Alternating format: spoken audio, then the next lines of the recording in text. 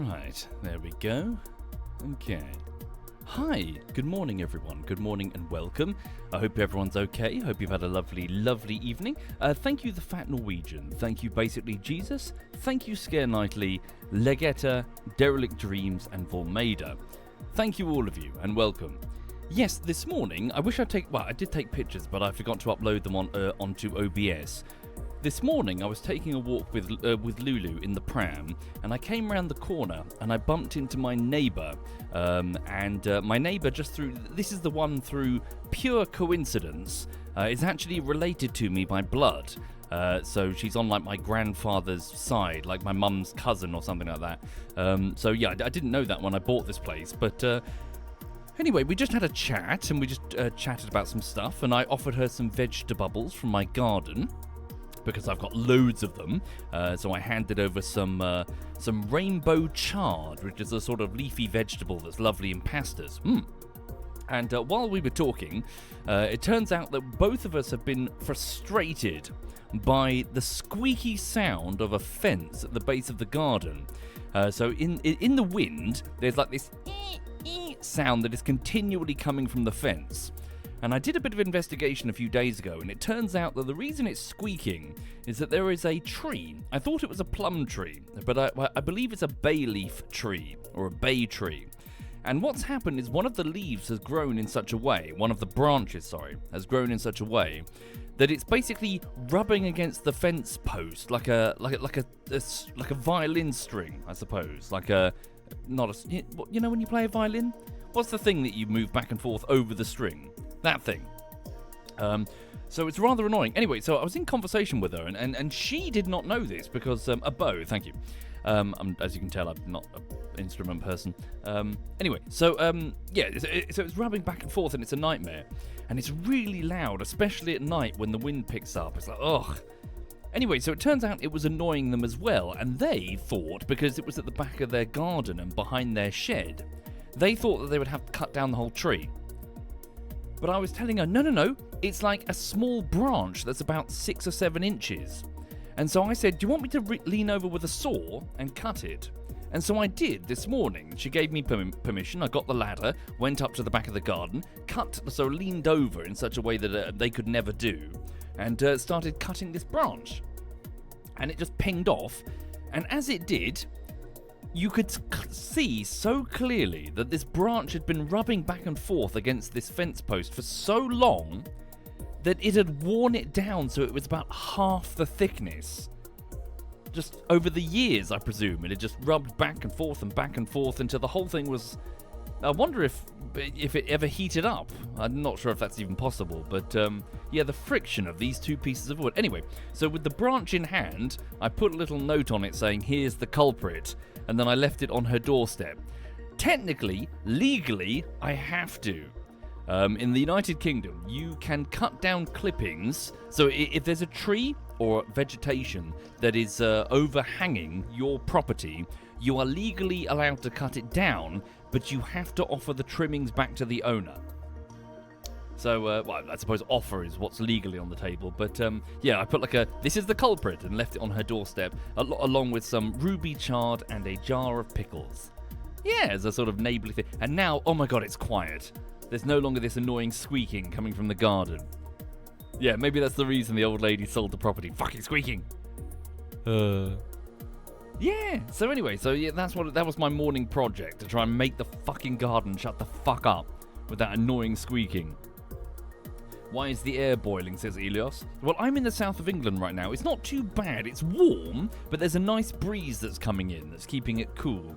It's not like a few weeks ago where we had that heat wave, and it not only was it warm, but it was just stagnant, humid air. It was really uncomfortable. Like, what was it, 60, 70% humidity? And like fucking 30 something? What was the temperature that it reached? We got like record temperatures in the UK. But yeah. Well, it's the law, Mornox, I guess. You know, you've got to, you can cut things down if they overhang your property, but you have to offer the clippings back to the owner. Frustratingly, okay, this is me whinging about my mum again, and it's not just my mum. It's lots. So I'm walking through the park, and there's a fig tree, And the fig tree is not growing in the park, it's growing in someone's garden. And what's clearly happening is that all the figs, or at least most of the figs, are overhanging the fence, and people in the park are just taking them. And my mum was like, "Oh, let's get some figs." I was like, "It's still someone's fucking tree. You know, they're still watering it, they're still looking after it, and everyone fucking taking all the figs." I was like, "Fuck's sake." It's, you know. Thank you, Piet Snottery. Thank you very much, Piet. Just cut down the tree at 2 in the morning when everyone's sleeping. Nah. Always good to stay on good terms with your neighbours. Yeah. Thank you, John Chaos. Thank you very much, John. Also last night, sorry, just while I'm waffling about stuff before I get started. Last night, I went out and... what time was it? It was around, I went to bed around midnight, I think it was. So I was going outside to let Lulu go for a wee-wee. And as I was going outside, there was this bright light shining through the fence, through the cracks in the fence between me and my elderly neighbour. And I thought, what was that bright light? And I sort of leaned into the fence to sort of poke my eyes through. And I just heard a voice say, "Hello," like my name. And it was literally my elderly neighbour standing there with a torch, just shining on the fence, like just standing there quietly. I was like, "Oh, hello." And it turns out the reason she was standing there at midnight with a torch is there was a fox in the garden. And I was like, okay. She's trying to chase away the foxes. But it's like, you know, fish gonna swim, fox gonna stalk around at night. That's what they do. Yeah, so apparently it was running around the garden, so she was trying to scare it off, I guess. But yeah. Hi there, Engine Kills. Thank you, John Chaos, and thank you, Piet. Right, so I've got to fix my chair. I'm falling down.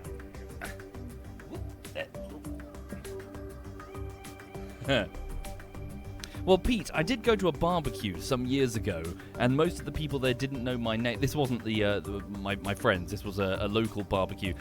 Most of it was the Lulu's then dog walker. Most of them didn't know my name, so they kept calling me by my online alias, and it was weird.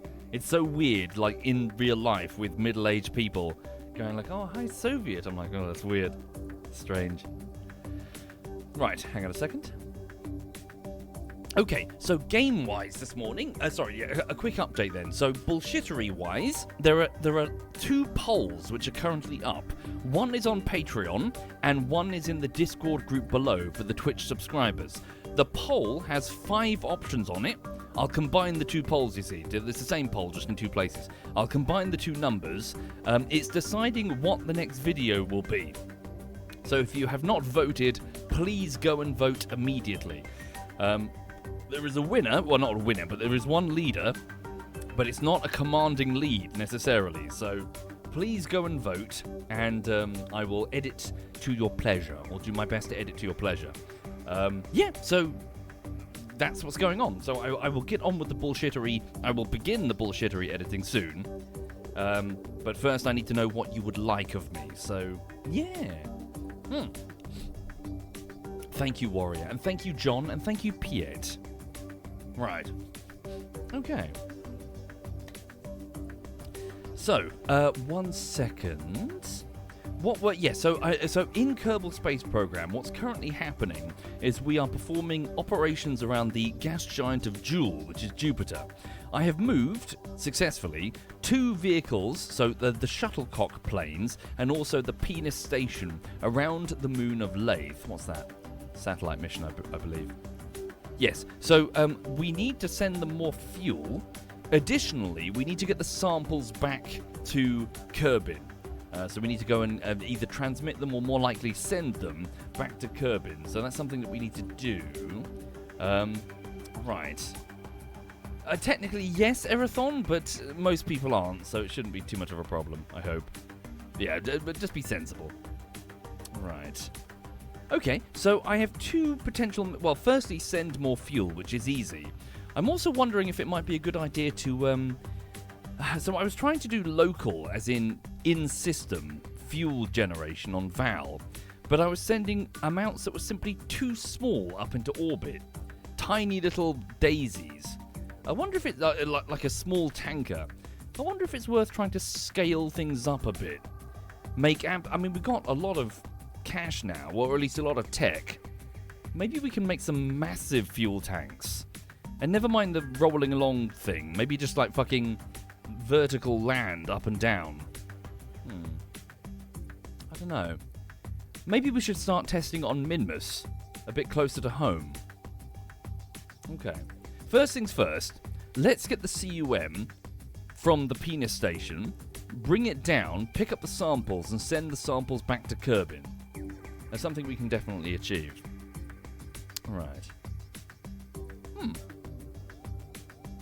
That's what I'm thinking, Conrad, but it's a question of amount, because the Daisy could only really carry, like, see this? Like, that amount of fuel. It was not an efficient thing, especially the amount of time that it took for, like, one mission. Like, a whole stream would be one mission. Okay, sorry, let me just pop the air conditioning on, it's a bit warm. Right. Okay, Pernal says, do I have any advice for you playing Valheim? You've explored most of the parts of the land that can be run to. I play a little with a friend, and soon have to go to the cold mountains. Not sure what advice there would be to give really in Valheim. Just enjoy the adventure, I guess. It's not really the sort of game where it's like a, you know, just preparedness, keep gathering, and enjoy. Yeah. Right. So, let's deploy the CUM. So here we go. So, release. So, releasing from the space station is the CUM module. So, from the penis station, the CUM is going to be delivering the information that we need. Stand by. Activate the engine. Initiate the Oscar B tanks. The CUM is essentially just a tiny container, that's all it is. And I want it to slow down to the point that it goes and meets the space plane, picks up the data, and carries it back to Kerbin. Alright. So, what's powering it? A simple solar panel. It's all very light. Okay. Right. You're over 30 years old. I'm over 40 years old now. Well, yeah. 40 in a week. Oh dear. What? Okay. Probably slightly more expensive on the app, but we've got so much Delta V, we'll be fine. Right. I mean, we can probably just get away with aero braking, can't we? Hang on. So long as we don't push it. Then again, what's the point? We've got 5,800 Delta V. We'll be fine. Okay, where's the shuttlecock? Select the shuttlecock MK3 and set it as my target. There's a slight... Hang on, let's fix our inclination while we're up here. From this ascending node, add a maneuver. Right-click on the descending node, and just fix our tilty-wiltiness relative to the target. There we go. Right, turn to face maneuver. Alright. Stand by. Oh, no, we have to fly it manually. We don't have this, unfortunately. Right, what's that? 3 hours until the burn. But no, I hope everyone's okay. Thank you, Warrior. Thank you, John. Everything here's fine. I've just been taking a little bit of time off. There are some important things that I need to worry about. I need to start thinking about doing... The United Kingdom has modified the way in which the taxes work now, and I must admit, obviously, maybe I'll enjoy it as time goes on, but essentially... Oh, fuck. Damn it. Wait, what's the problem? Electrical charge is facing that way? What's wrong? Why have I lost control? Wait, does the SAS really consume that much power? Surely not. Hang on, load it. We've got to watch out. There's no thermoelectric generator mounted on it. It's that, you know, simple. Hang on. What's the problem? Why are we losing power? We shouldn't be losing power. The solar panel is pointed at the sun. Is it blocked by something? Oh my god, are you telling me that this solar panel is so small it cannot work from Joolian space? Oh, nuts. Well, that sucks. Okay, that's complicated things. Then we gotta... Fuck, hang on. That means we gotta get one of the engineers to mount one of the thermonuclear whatsits on it. Ugh. Hang on. Wherever have we moved from it? That's irritating. I could just do the big load. We're still next to it. Where is it?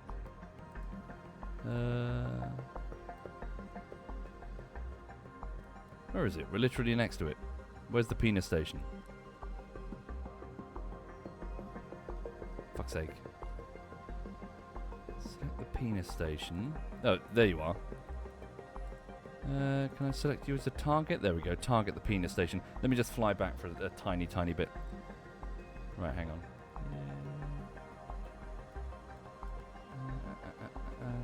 1 minute.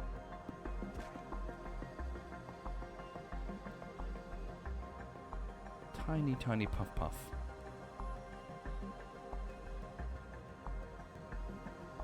There we go. Just close in on it. Should be fine. Hang on. We'll just nick one of the thermoelectrics from it. Can we find... There's one, literally. There's two. There's multiples. Where's an engineer? Millery, can you get out, please? Millery, step out. Switch on your light. Could you fly over here? Take that thermoelectric generator and just slap it onto the side of the CUM. Thank you. Oh, thank you, Swank Jockum. That's very kind of you, Swank. Thank you for the 6 subs. And Scammy, thank you for the tier 1. And Warrior again. But thank you, Swank Jockum. Thank you for doing that. Alright. Josham? There we go.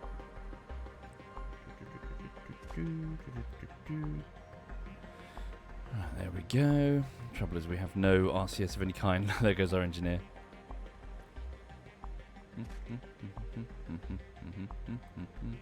Select that as my target again.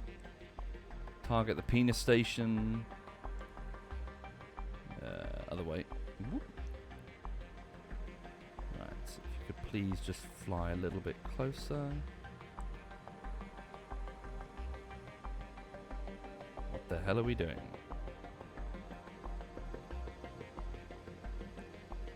Right, stop. Okay, where's our engineer? And come back here, please. Grab one of the generators and just slap it on the side.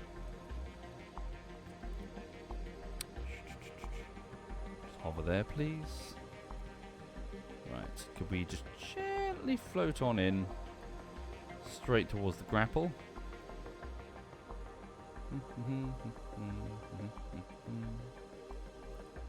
Should be a problem. Did I build this ship in orbit? Yes, I assembled it in orbit. I sent up the parts and then reassembled it with my engineers in orbit. It's a big space station. Would have been tricky to do it all in one launch. Right, there we go. So grab this generator and slap it onto the side of the CUM. Make sure it's not... Yeah, make sure it's below the heat... Yeah, it needs to break off with the heat shield. So, like, here. It's going to knock off the physics a little bit. Hang on. Can we move it inside? Whoop. There we go. Thank you. That should fix it. So now... power climbing? Power climbing. Lovely. Lovely. Okay, so it's generating its power through... what is it? Radioactive decay. So it'll keep going forever. Lovely. Did I ever manage to understand motor arms? A little bit. Some of my craft do have motor arms, but it's not that extensive. Okay. Right. Cool. Let's warp to next maneuver. Whee! Cool. Much better. Fixed it. Thank you, JJ. Thank you, Swank.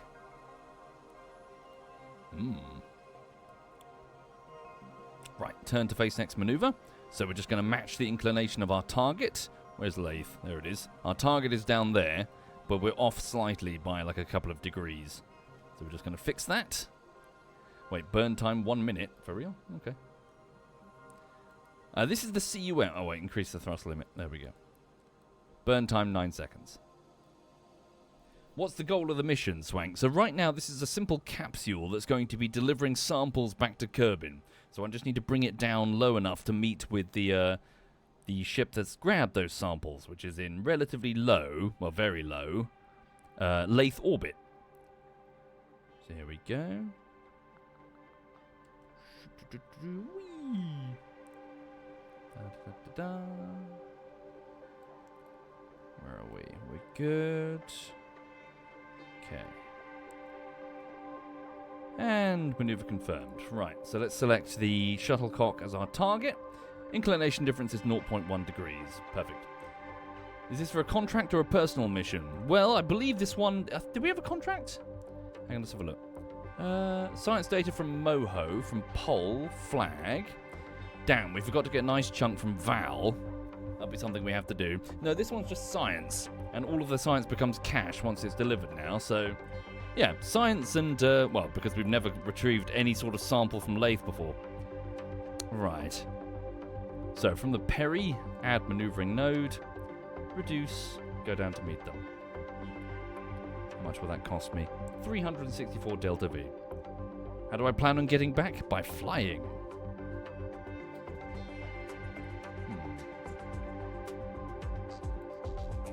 Right. What the fuck?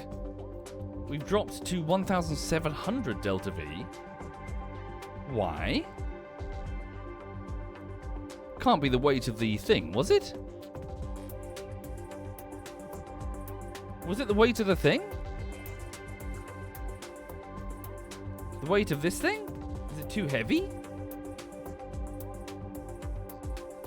Oh no. That's a big problem. If it's too heavy, it'll never make the journey. It'll crash with the samples. Can it even make it out system? 1,700. Is that enough to get home?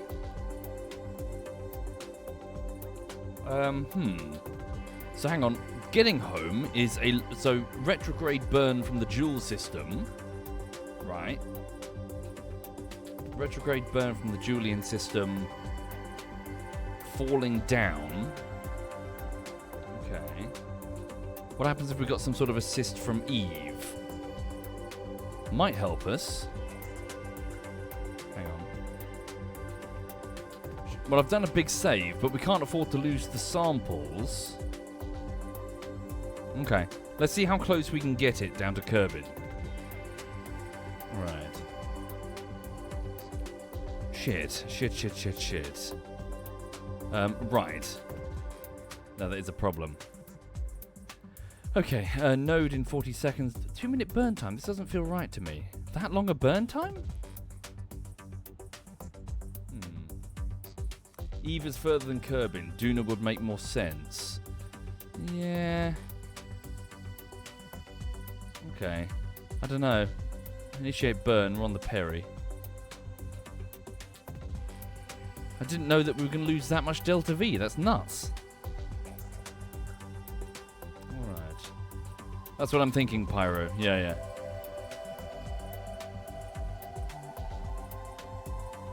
We just need it somewhere recoverable. Okay. Or, hang on a minute. Why don't we we could steal some of the liquid fuel from the... Ah, no. They have no... They've got no, a grappling arm. There might be a bit of fuel left over in the refueler that was sent to Lathe originally. Maybe we can steal fuel from a refueler somewhere.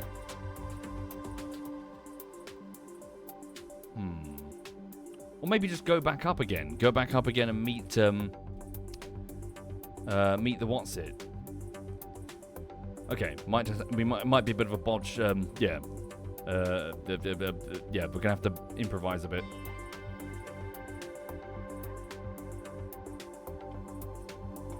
Okay.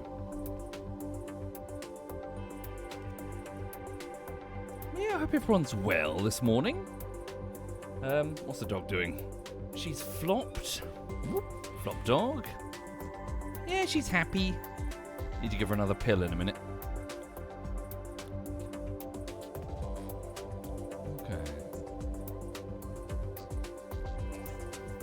Yes, remaining juice is Delta V. It's essentially the amount of velocity change, or is it speed change, that you can affect upon an object. Increase the weight, and you reduce the Delta V. Increase the fuel, you increase the Delta V. Okay. How's she coping with the heat? Not well, I'm afraid. she's having to retreat a lot from the heat.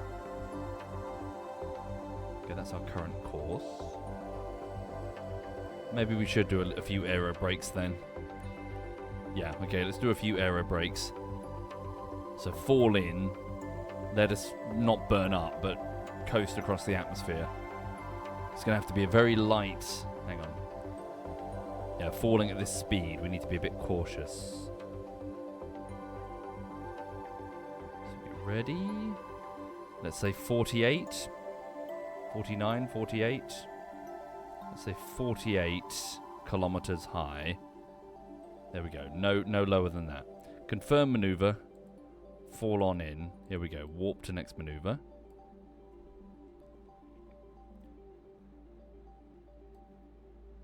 Okay. I mean, when we get there, we have an engineer present. We could always maybe pull off the thermoelectric generator and slap on the bigger solar panels. See if they'll boost my delta V. Okay, here we go. So we're falling fast. Not the target. We want orbital speeds. Here we go. So we're falling towards the moon of Lathe.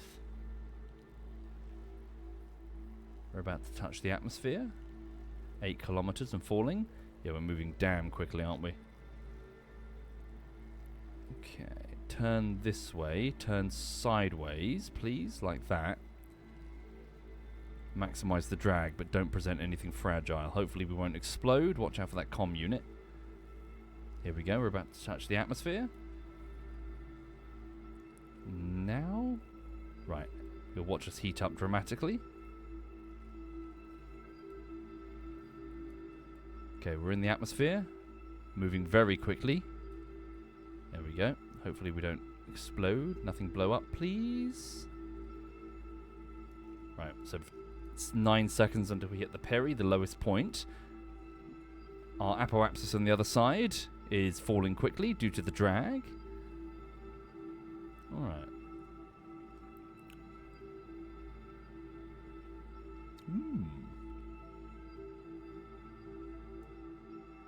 Yeah, we'll just do this a couple of times just to save fuel. You're counting down the days till autumn, yeah. There we go, speed up the time as we climb. There we go, we're free of the atmosphere. Okay. Why is this aero-braking maneuver not destroying the ship? We weren't low enough for the atmosphere to be dense enough, and we weren't travelling fast enough, so we gently kissed the atmosphere. Again, it's the tired analogy I keep making. A stone skipping across the surface of the river every time the surface of a lake. Every time it touches the water, the stone slows down a little bit. That's what we just did. We just did a very gentle, high-speed bounce off the surface of a lake. It wasn't enough to cause us to disintegrate or sink, just enough to slow us down a bit. And here goes the next one. So, we warp around.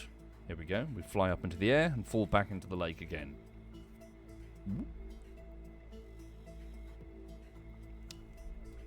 I don't think we've had any casualties, Raskodo. That's only because in this playthrough I've been more careful. Stand by. Turn radially in. Keep the sensitive pieces facing away. Here we go. So just gently kiss the edge of the atmosphere. Here we go. 23 seconds until the lowest point of our orbit. And then we start climbing again. Here we go.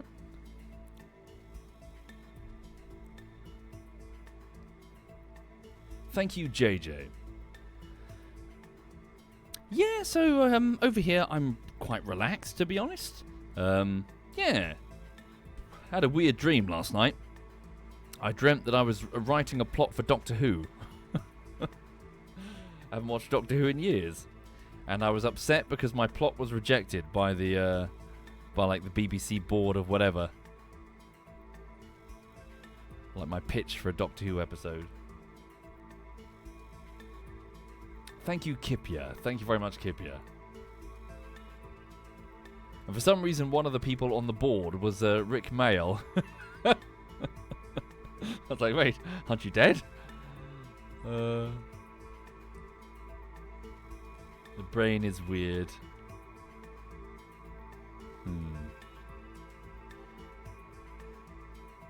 Right. Did I say his name properly? Rick Mail? Mael? Yeah. English comedian, Night Elf. Very fucking funny. You've probably seen him in comedies. Blackadder, predominantly. Bottom, predominantly. Thank you, the Octobear.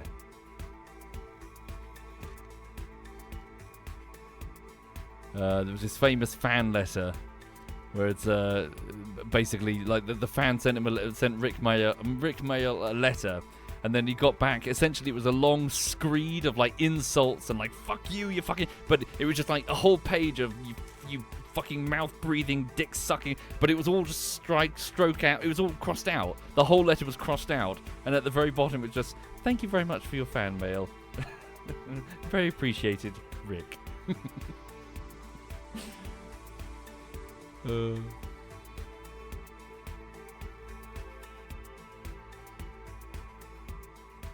Okay.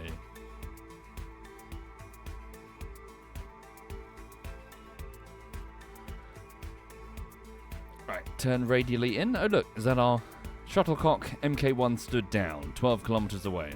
So that's the one that we replaced.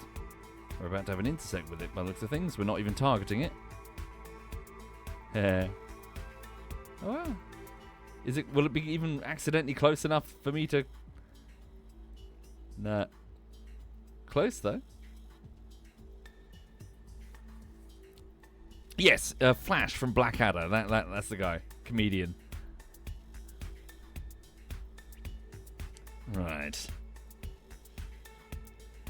Just keep going around. Keep skipping. Just make sure we don't dip too low, because we really don't have... we really don't have much in the way of heat protection, and we've got some delicate external elements. Would it have any fuel for me to leach? The trouble is I didn't mount any grapples, any junior grapples or whatever on them. So without a docking port, I've got no way to transfer the fuel. So I'd have to link up with a vessel that does have that. So presumably either back to the penis station, or there's a refueler which should be in low orbit. It's currently space junk, but if I make space junk visible, it should be here somewhere, right? Or is it in higher orbit?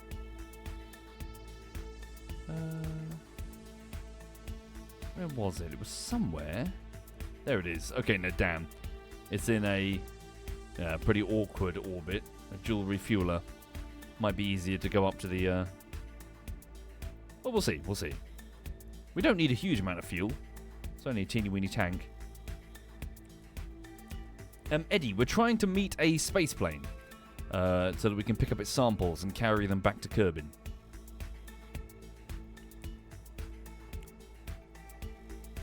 So this is the box for all the samples. There we go. Round we go again. Whoop.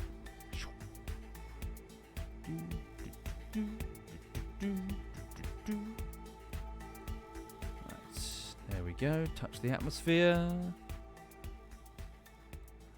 Right. And maybe see if we can swap out the thermoelectric generator for lighter solar panels which will work. Because the itty bitty one isn't working. Alright.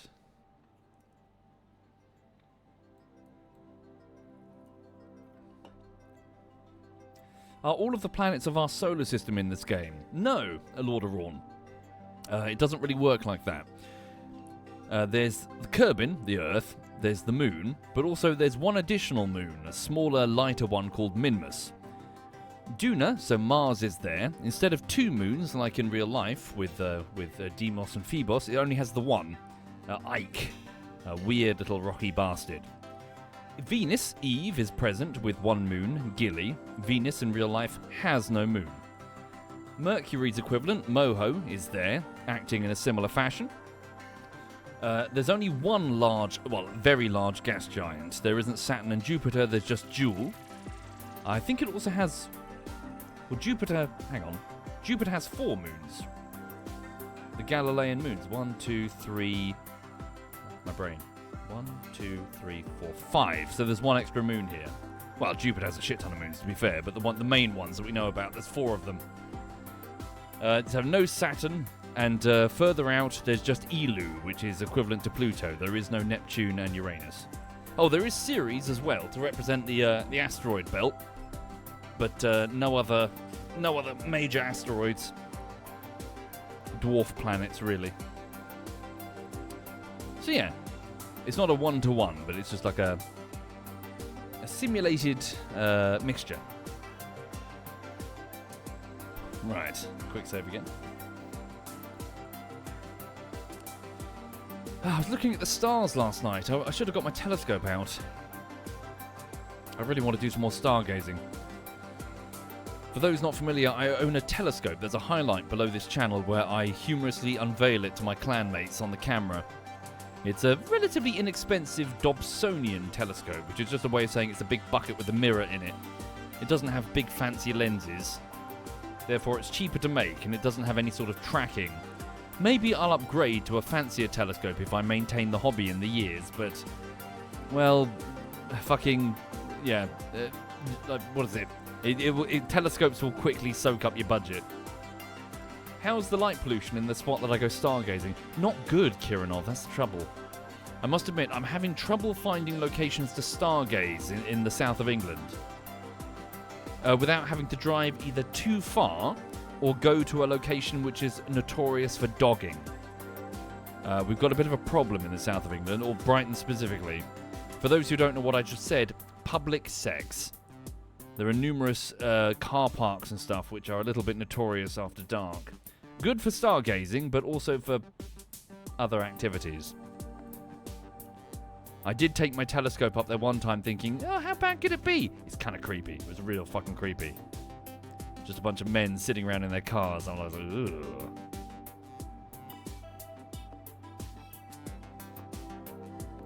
I did, sorry, this might not paint me in the best light, but I was reading this one review about this Devil's Dyke-like thing, and it was from a lady who was completely aghast at the behaviour of the men.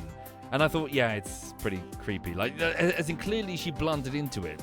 And the thing is, I don't think it was necessarily after dark. I think it was just the evening or something. And then, as I kept reading the review, she said that so obviously, who knows what the truth is? Who knows what the truth is? But what she said she did was that she was breastfeeding her child. And I thought, like, why were you doing that in like a car park in the middle of nowhere at what is a notorious dogging site? There must be more to the story that I'm not following. But I'm like, what? What? Huh? It's a strange review. Strange lady.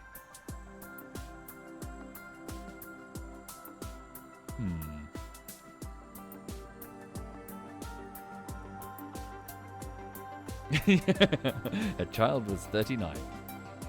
He's a roofer.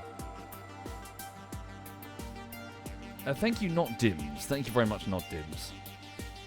Okay, good. Keep going. A few more orbits and then we're solid.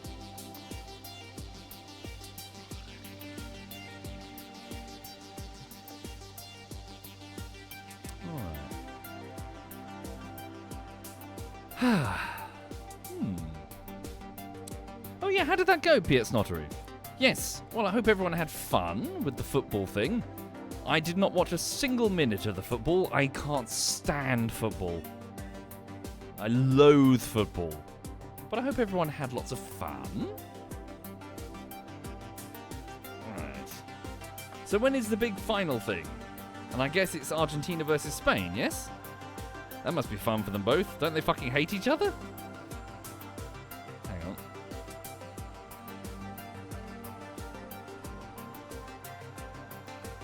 Did they? SD Peppers? Oh dear. Oh dear, oh dear. That's very tasteless. That's very naughty. Okay. Oh, really? Does England go... oh, of course, because there's the second place. Or third place, I suppose. I'm with you. So wait, does England go against France? Ooh, that'd be fun to... Yeah, okay. Oh, I was about to say it'd be fun to watch, but I don't fucking care about football. But that sounds fun. Saturday. Well, we can't let the French win.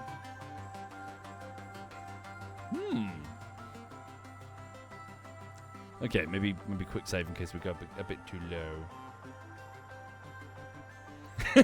Yes. Win against Normandy. All the people in Normandy are like, what? Oh, fuck.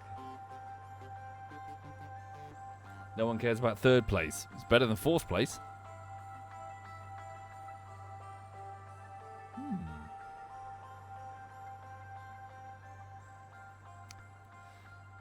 Cool.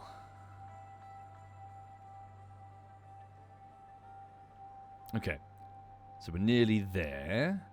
There's a pretty good intersect there, just by chance. Huh? Fairly high relative speeds, though. Alright.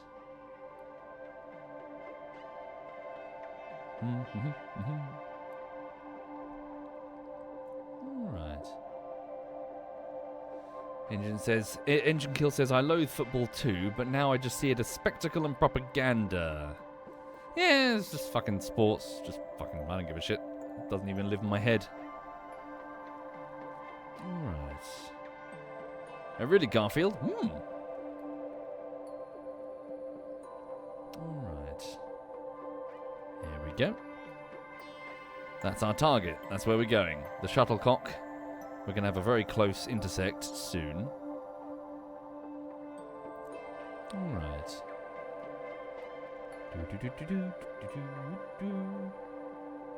Here we go. Hopefully we don't come too low on the other side.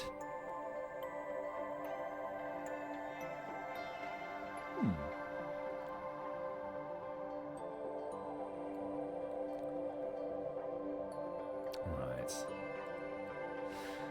Yeah, so over here, so next bullshittery editing will begin soon.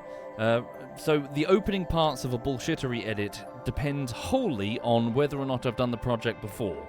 But typically it involves a stage of pre-production, which frankly is a bit kind of relaxing. It's not that tricky. The pre-production stage involves going through the live streams that I've got saved as MP4 files, identifying the notes that were recorded during the night of the live stream, and pasting them into Adobe Premiere and going through them. The later parts of the editing become frustrating, but the opening parts are relatively relaxing. Have I got notes for Valheim? Last time I checked Valheim, I believe the notes at the beginning were very, very poor because it wasn't clear that we were going to play the game for anything longer than a night.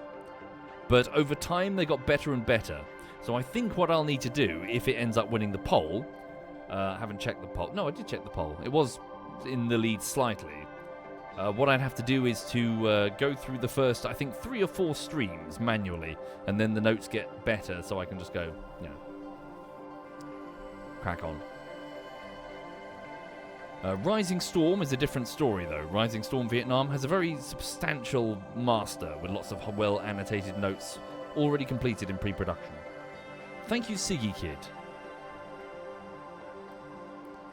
So yeah, just part of the process, just got to go through the clips to find what I need. In addition though, separate from all of this, I have successfully penned the script for a potential video essay, a relatively short one, which would be nice to do at some point. And I would also like to sit down at some point and voice an audiobook, just to give that a go, because there's a little fan-made story, little fan-fiction story, that I would like to voice. It features a British protagonist, so I figured I'd voice them. Well, it's a 2-man play, so I'd need a volunteer, and it's a journalist, and that journalist is an American, so obviously I cannot provide that. Well, I don't want to go into what it is specifically, SD Peppers, but regardless, the fanfic was on a website, and the author wrote it like 15 years ago, and I was a little bit nervous about an internet historian situation, so a few weeks ago I sent an email to that old account I mean, the guy could be dead for all I knew at the time. Anyway, delightfully, he's not only still alive, but he was still using that email. And he responded giving me permission. So, if I did do a YouTube video, it would be with the author's consent. Okay.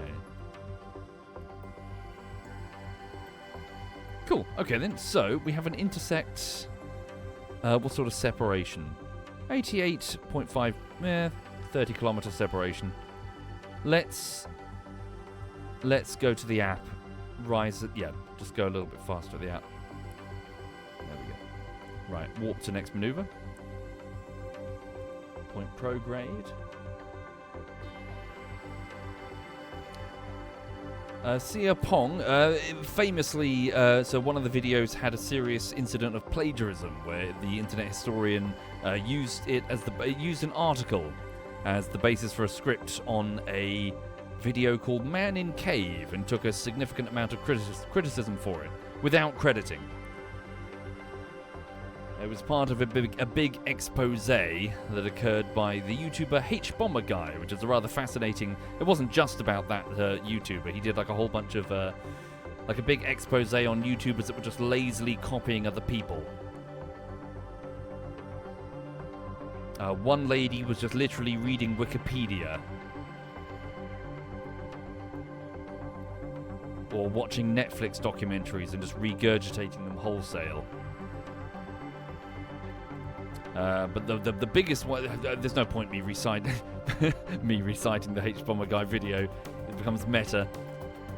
It's a really interesting video by H-Bomber Guy, and the main one that he critiqued was someone called, I've never heard of them, called James Somerton, who was just like massively plagiarizing everybody around him. Okay. Sorry, what am I doing? I'm trying to... Yeah, we're waiting for an intercept.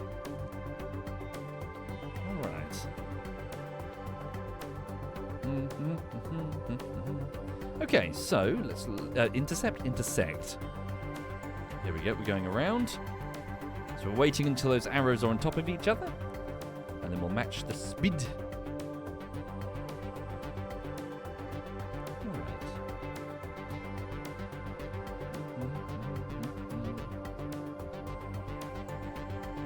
Let's get TIDS. I know some of those words. I have no idea what you're talking about, though.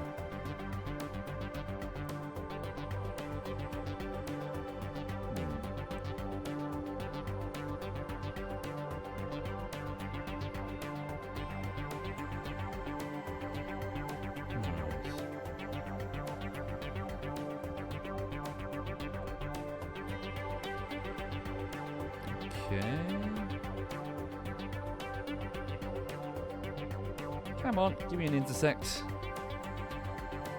The slight pickle is that we're so in such low orbit that any intersect needs to be perfect, because if I fuck it up, then we fall into the atmosphere. And it ruins the...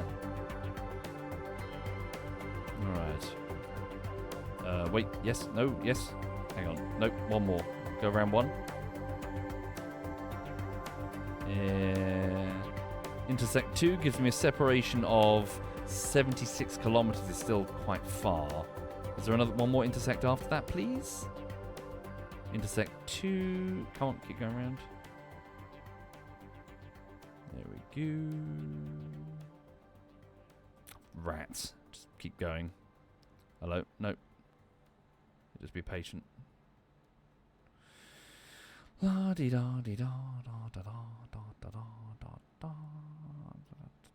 Come on. What's that? 142 kilometers. Maybe we should go higher. Might be a good idea.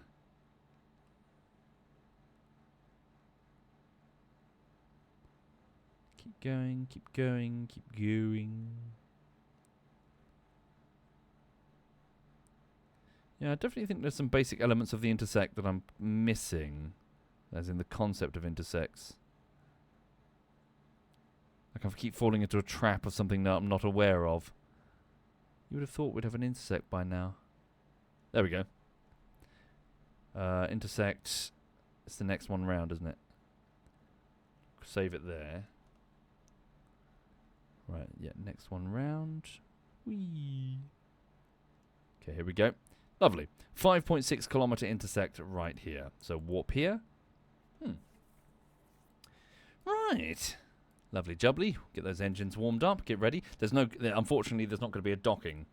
We can only float awkwardly alongside them while the engineer starts strapping things on and off of us. Right. Turn to face the target. Relative speed. Really? 161? Where are we? That doesn't look right to me. Have we missed our intersect? No. Okay. No, I guess we'd still have two great relatives. Whoopsie. Our relative speeds are still massive. Weird. Okay.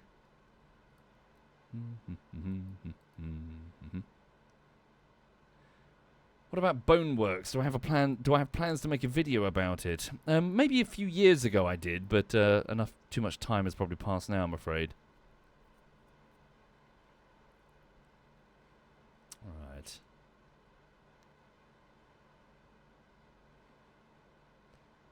There we go.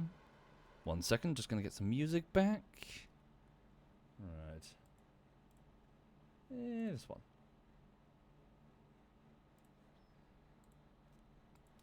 Right. As opposed to DayZ. Whoops. Slight difference is that DayZ is as in, what's the term I'm looking for? An ensemble set of highlights. Funnier than me alone. And worth preserving. Right. There we go. Turn to face the target. Off we go.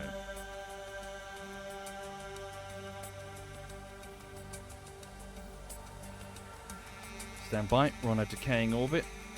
It's ahead of us as well, so that could be a huge issue. We're just on the edge of the atmosphere. So pick up speed.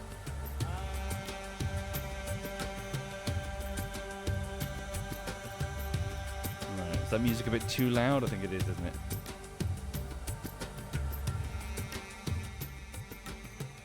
Okay. Shit. Okay, so my app... No, the app's ahead of us. We should be okay. 1 kilometer intersect in 2 minutes. Alright.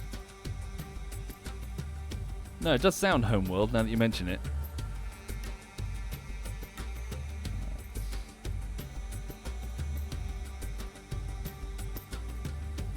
Yep, good idea. Dropping a save. Alright.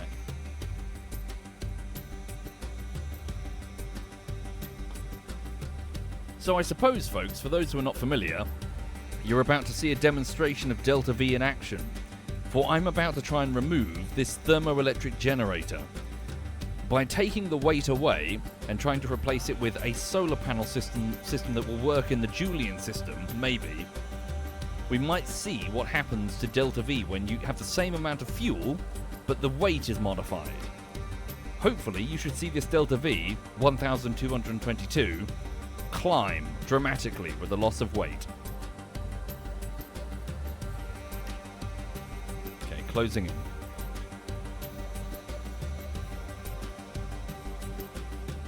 We're about to pass the apoapsis, then we start falling. And it's going to be an aggressive fall, so we best hurry. Right, turn. Start pushing that retrograde marker onto them. Other way. Let's go.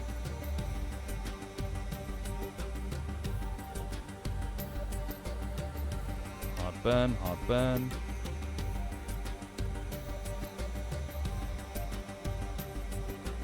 Go, we're climbing, we're fine. 600 meters.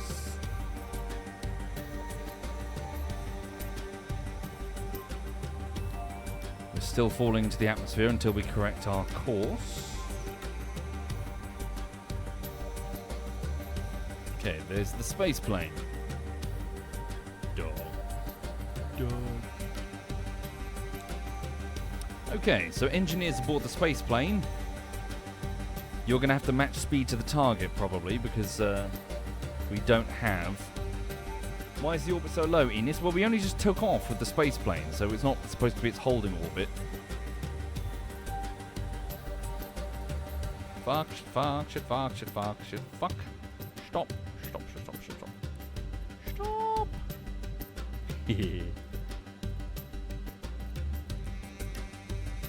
And boop.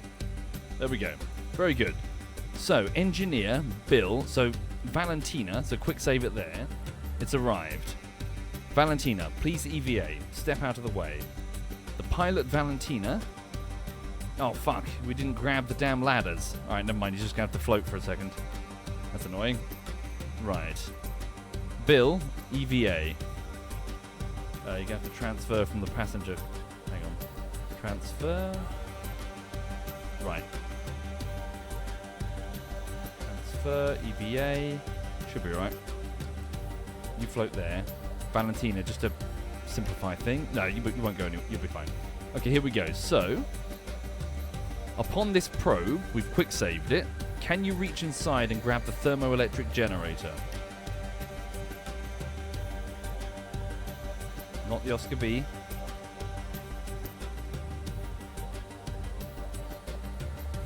Be awkward. There you go, we got it.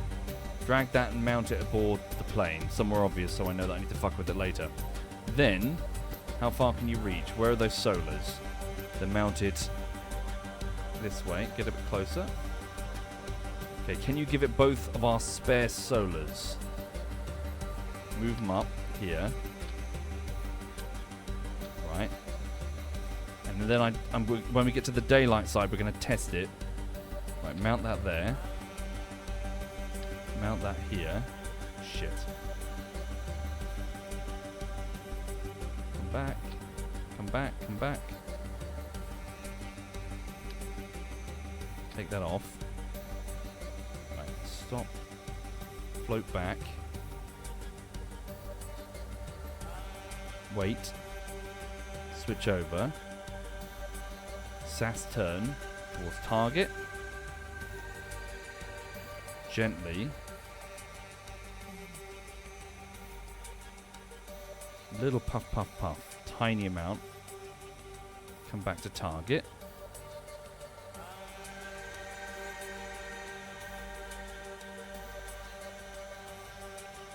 Right. So get ready to move the communitron array inside the fuel tank. Stand by.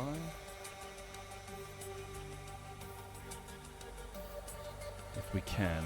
It's very awkward. Right, grab that communitron array. Can you hide that inside the fuel tank? Not easily. Can you just hide it inside the main body?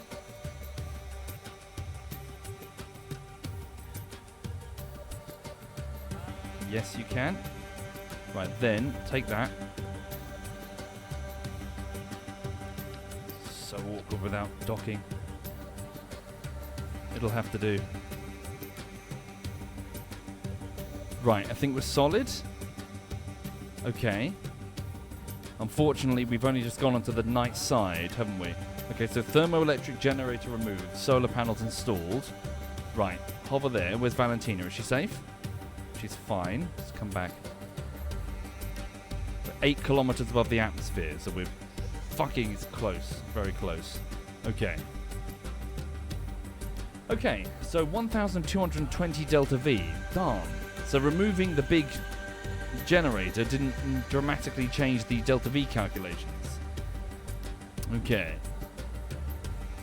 I was hoping it would be better than that, frankly. Okay. So, is there anything else we can give it that would help? Hopefully these solar panels, 3x2 photovoltaics, will work. I hope. Okay. Well, we can't give it fuel.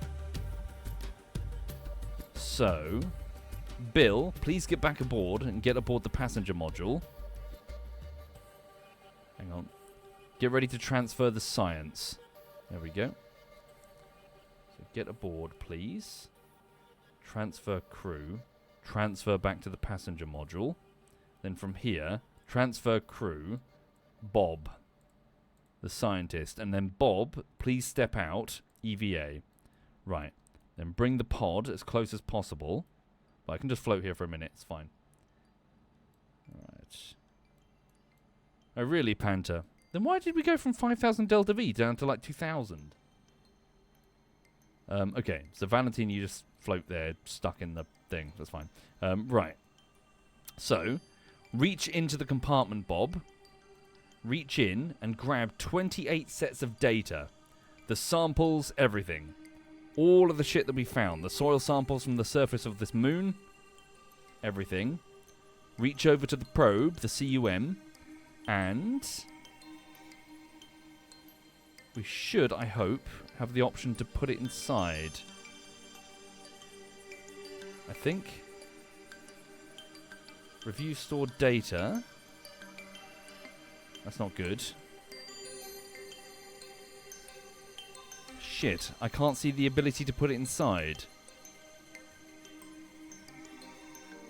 Can you not?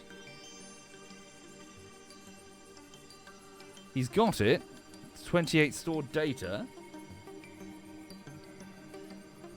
Do I have a tank locked out? Do I? No. Is that the cargo storage unit? Yeah, is this not the right one? Have I sent the wrong one? Oh, God.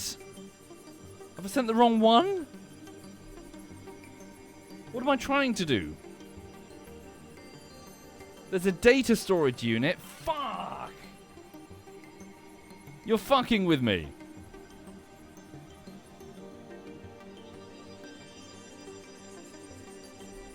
As the name might imply, it's for cargo, not data. Fuck! Fuck! So this has been a huge waste of time. A mistake made years ago when I first assembled the fucking penis station. Experiment storage unit is what I was meant to have sent. Fuck! Check the probe core. No, can't do it with the probe core.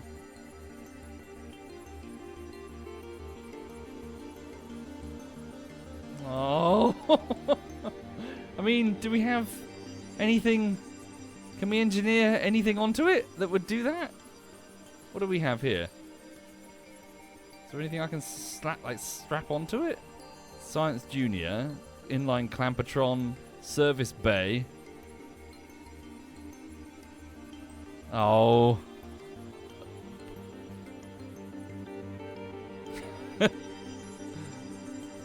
Shit. That sucks. That really fucking sucks. So it's a complete waste of time.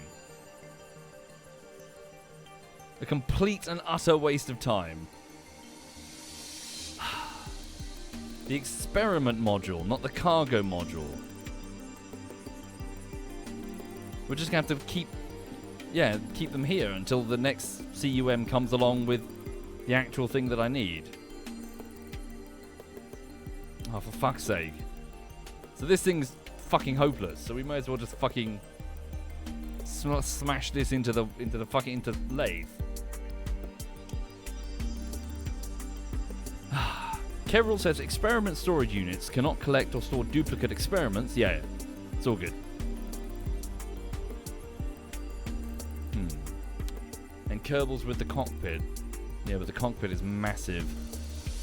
I was meant to just send this with a bunch of tiny Oscar Bs. Besides, we need that cockpit. Alright. Shit! Okay. Yeah, I guess so. We're just going to have to use it for seismic testing. But we don't have any seismic tools deployed on lathe currently. What we will do, though, is we're going to quick save it and test the solars. So let's go. So quick save it. Go to the Dawn side. And now the question is, can these, fully deployed, generate enough power for Joolian operations? There we go. The answer is yes? Question mark? Barely. Positive 0.13. Yes, the answer is yes. Okay. So in the future, I need more than just one tiny wee solar panel. We need a couple of these, maybe 3 for safety. Okay. 1 would probably be enough, do you reckon? Yeah, maybe. Alright. Shit. So let's rename this as probe, replacement come, failed, use as kinetic tester.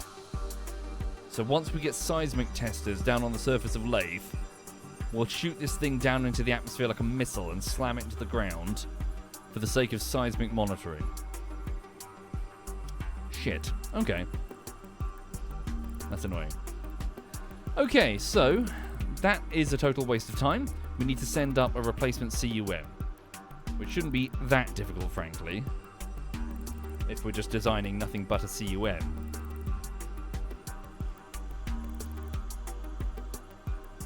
Right. So let's send 2 things. Let's send a resource scanner and CUM, shall we? So to the lab we go. Right. Okay. So, untitled spacecraft. Let's go with its main probe core. As small as possible, please. The Probodyne, teeny weeny. Okay. So, a replacement CUM. So what did I actually want? Utility. Not utility. Cargo. So the cargo storage unit is what I had. What I needed was...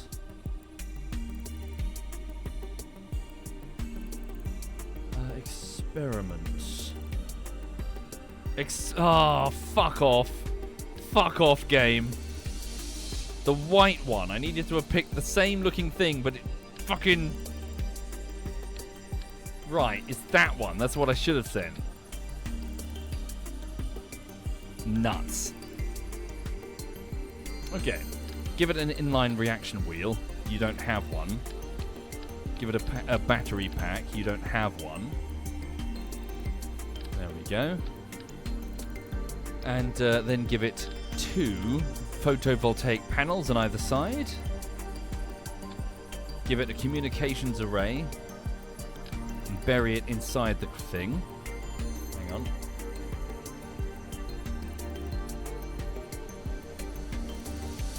There we go.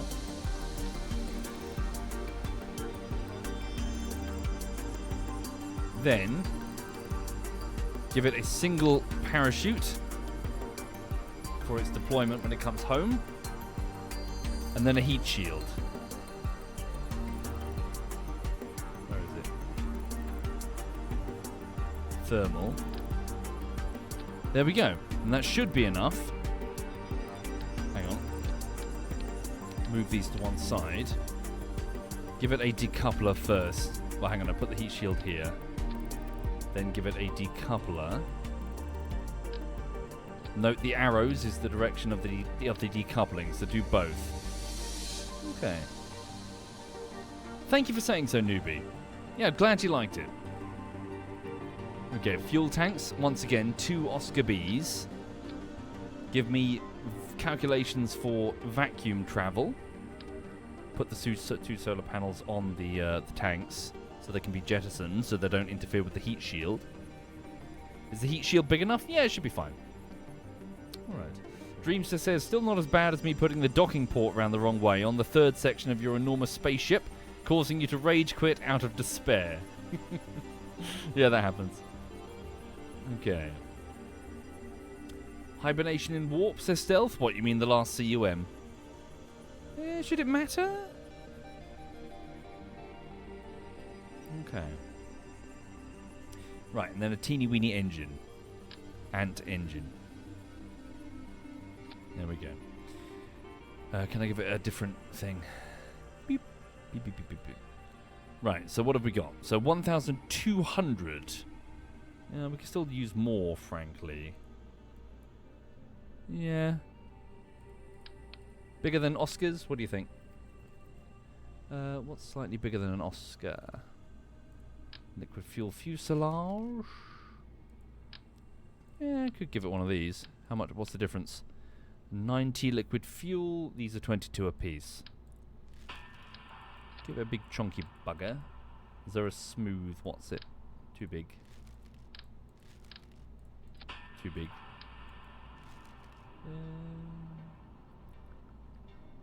What am I looking for? I suppose xenon is a thing we could do. No, I haven't been looking at it, Flaxitus. Aerodynamic overlay.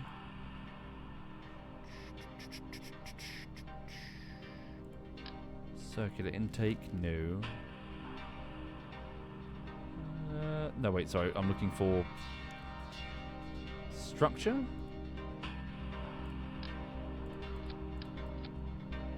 Okay. And then what if we put an engine under here? What sort of delta V will we be talking about? Put these here. Put 3 of them this time. Like that. And then an engine. Keep it small. Keep it teeny weeny. Spark engine. How is that in a vacuum? Spark engines, thrust in a vacuum, so 16.563 in atmosphere, 20 in vacuum, and its thrust to weight 1.06, so it can lift itself. 2,200. Well, we don't. Do we need anything that powerful? What was the delta V? 2291. Something smaller. Twitches? No, 1916. Spiders? 2194. What sort of thruster weight? 0.33. Nah, go with 1 spark. Okay. Still, 2,291. It's not amazing. Okay. Right, so if we try to get this to lathe, Ion, yeah, could do, but Ion's a bit of a bitch when we get the Joule. Trying to get Ion to run, even with a huge number of solars. I mean, we could. Maybe you're right. Maybe I should try Ion instead. Put that to one side for a second. What if instead... So there's something called... So the Dawn engine. It's more for like long-range probes and stuff. So Xenon container... Is there a smaller or a bigger one? Engine plate. Engine plate.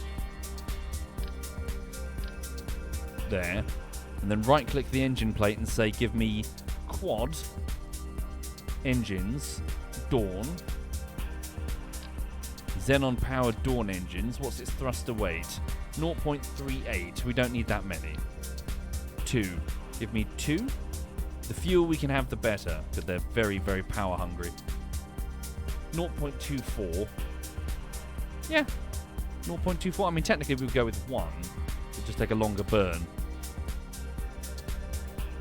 We'll go with 2. The trouble is the amount... Where's my calculator?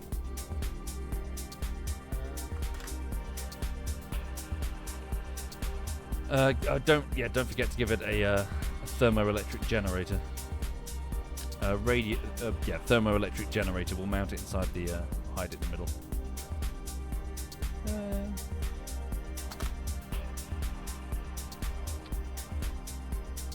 Make sure it has power at all times. Okay. The question is, how many bloody solar panels will it need to keep 2 Dawns running? I always fuck this up. So engines, Dawns, where are they? The Dawn electric propulsion system. By emitting ionized xenon gas through a small thruster port, Dawn can produce incredibly efficient propulsion, but with the downside of a very low thrust and high energy usage. Okay. So, yeah, true. How many electric generators will we need? Where's the electric usage? So electrical charge, 8.74 per second times 2. So 17.48. Okay. So the thermoelectric generator. Oh, Jesus. 0.8. Oh, Christ. It's never going to work. 0.8. We'd need, what, 20 of them? Hang on. Just over 18. 19. We'd need 19 of them? Oh, output. Sorry. No, wait, what am I looking at? Wait, what are you reading, Kathos?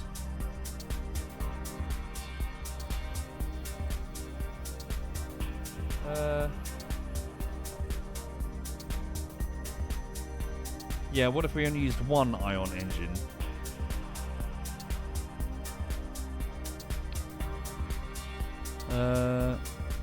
Single.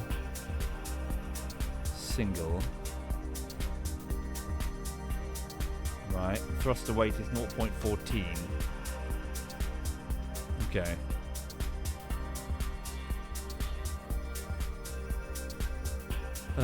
Electrical charge 8.47. Sorry, what was I reading? 8.74. Okay. 874.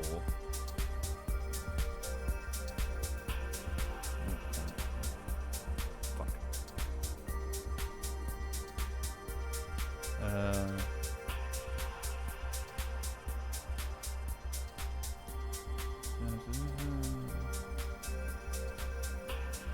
12 would do it.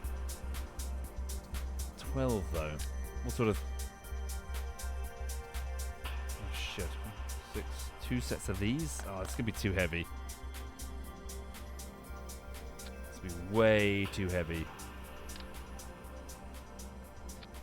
Thruster weight of 0.08. Yeah, no. No. Go with photovoltaic panels.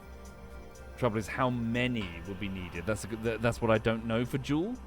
Because it's all well and good saying, okay, calculating it here.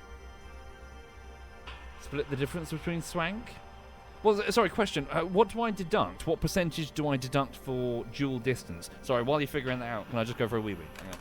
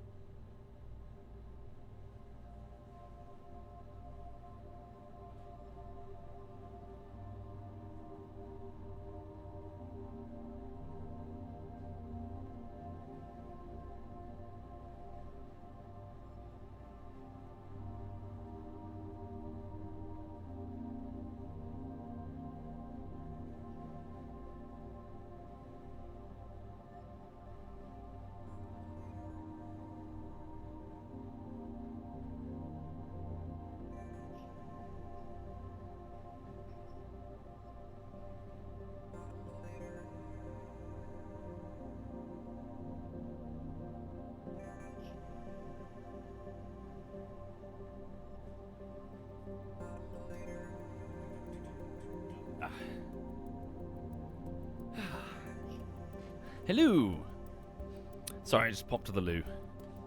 Okay, hang on a second. So what was I doing? So what are the largest sets of solar panels that I can reasonably install? Well, these suckers. Whoop! Yeah, it's a bit too large. Well, I mean, they generate a lot of power.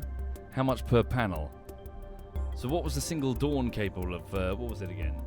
It was 8 point something, wasn't it? So aim for 9. So one of these generates 24, but there's a percentage drop off for Joule, you see. Indeed, Thiefy, that was what worried me. But then again, that had quite a lot of Dawns, didn't it? Hang on, let me just look it up.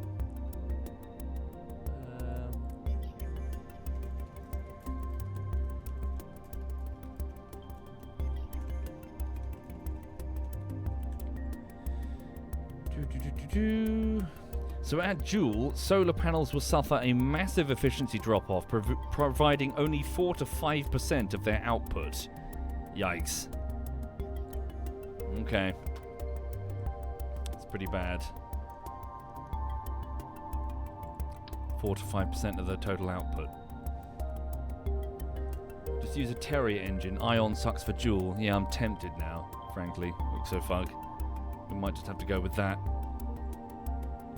Okay. So hang on a second. 4 to 5%, was it? So 24, say 24 times 2. So 48. 48 divided by 100 times that by 4 is 1.92. Oh, Jesus Christ. So what we'd need fucking 8 to 10 times that? Ah, fuck. Hang on. Yeah, you're right. It's going to be a waste of time. Ditch the xenon. Do what? Yeah, plan A. Right. Plan A. Liquid fuel and oxidizer with a spark engine. Right. Okay, so simple as. Well, there's our CUM. Restored. Looks good. Of course, the question is whether or not that can handle the Kerbin return journey. Just in case it can't, what about some baguette tanks? Coupling. What's the smallest coupling I can acquire? Give me 3 small coupling with a few baguette tanks. Baguettes, externals. 3 of them mounted, along with additional fuel. So that means that parachute is last. What's that? Yep, do that. Engine is first. 3,000 Delta V in Kerbin. Yeah, okay. So play with 3,000 Delta V for our potential return. Alright. Extra stage for the journey to Joule. Well, it's going to be mounted. This is the nose cone 6 martless to be now mounted on a rocket that's going to Joule. Okay. So, retract. Call this the revised CUM. Or rather, CUM MK2. And, right. CUM MK2. And what I'm thinking is if we make this the nose cone, but what if also we were to send a resource scanning satellite or something? Because I was thinking of doing that on lathe. So this could be 2 parts. Hang on. What's its thruster weight before I do anything? 0.65. It's plenty. Alright, so let me just make some notes here. So 3,094 Delta V for deployed CUM.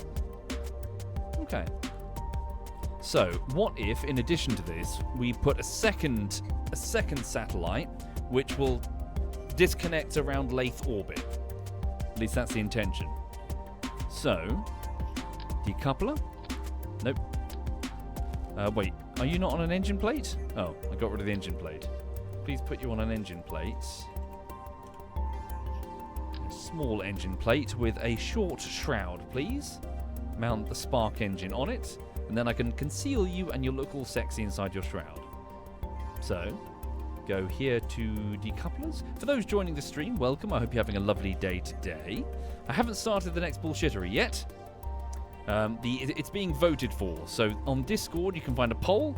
You can also find it in the Patreon page for the patrons. Please vote if you are either a Twitch subscriber or a patron. Please vote and let me know what you want. Thank you, Clockwork. There are 5 options for a bullshittery. There is one in the lead, but it's not necessarily a commanding lead. So, yeah. Please vote accordingly, and I will do my best to accommodate. Alright. So, let's put on another control Remote guidance unit. This one has its own torque wheel, so we need not give it another one. Then, give it a fuel tank. Okay. And this one, it could, we'll stay. Well, hopefully when it actually arrives, we'll just be able to deploy it. But maybe give it a long one. There. Right, big fuel tank, and maybe give it a basic swivel engine or something. Yeah, give it a simple swivel engine, and this one will be the main body of our. Hang on. Do we have a big battery? Does it need a big battery? Probably not. No, it doesn't need a huge battery. Give it a couple of smaller, 3 small side-mounted batteries. Give it a communications array. Hang on, we need a decent curb net. So this remote guidance unit. Okay. Where is it? Pods. That's what it is. What sort of curb net do you have access to? Hang on. So curb net access. So biome and terrain. So we need a better one. We need resources. Oh, of course, it's a resource scanner, isn't it? That's what we need. We need a resource scanner. Resource scanner. Surface scanning module. Survey scan. Is that the one? So orbital scan. Oh, of course. I think that's what I need, isn't it? Yes. So mount one of these. Here. Bit awkward. More than a bit awkward. Whoop. That'll be deployed, you see. It's got to be able to disconnect and then enter a polar orbit. Okay. So this thing. So this part cannot be placed in storage. So scanning mode orbital. So minimum altitude 25 kilometers. Okay. So the orbital survey scanner uses a combination of advanced sensor technology and witchcraft to provide information on a planet or moon's natural resources. These images can be viewed either in flight or in relative safety and comfort back in the Kerbal Space Command. Okay. Be sure to bring an antenna capable of transmitting the information back and sufficient power. Okay. How much power does it consume? Doesn't specify. Maybe give it some bigger batteries just in case. I'll go here to...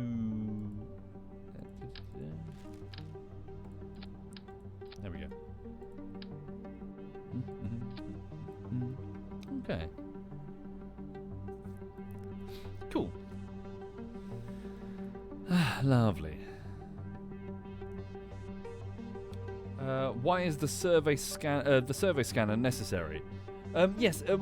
Carol, I wanted to send a satellite to Lathe anyway, to monitor the resources on the various different landing locations in the event that I wanted to send down a Jeff probe to initiate mining operations to refill the space plane on landing. So essentially, I'm scouting out for potential surface landing locations for any sort of base or longer-term fuel mining operation. May as well send it together. Additionally, I would like to send something to Minmus soon to do a very similar operation. I want to see if I can perhaps send heavy lifting sort of fuel tank mining operations to Minmus. Is that Jeff or Geoff? It's Jeff. Yes, that weird spelling is weird. Alright. Cool. So communications array. Give it a decent comm array. Well, we've got plenty of relay array, so we don't have to go mad. Is that a relay or a direct? It's relay. This is a direct. So this will go and be deployed. Alright. Sweet. Okay, we have our satellite. We have our control methods. Power, communications. We're good. That's our payload. That's our nose cone. Right, so now, let's get this sucker up there. Deny access to all of the fuel in this rocket. That's the payload. That's what we've got to deliver. Right. So, where are my notes for Jool? Let's have a look.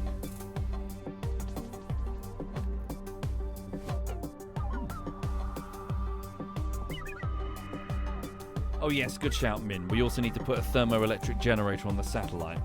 Mustn't forget. Oh yes, and of course, yeah, solar's on the middle bit. Good shout. All of it. Forgot about it. Okay. So my notes for a Jool mission. How much delta V? Let's have a look. So according to this, it was around 5,180 delta V to get to Jool, but not slowed down. So something over 5,000. Okay. Explore it. So Galilulu probe. Right. Trouble is, the Galilulu probe was quite old, and that was before I learnt about the Oberth effect and the highly elliptical, like multi-year orbits. Right. Hi there, Devin. You enjoyed the fishing vid. Still doing it? Not really. Fishing is what I do to try and get away from the recording creative stuff. I'm thinking similar Swan. Hang on. 3,500 for the initial lift. Around 900 for the initial escape of Kerbin's sphere of influence. So, what was it? Yeah, I'm not... Hang on, transfer. What did I write?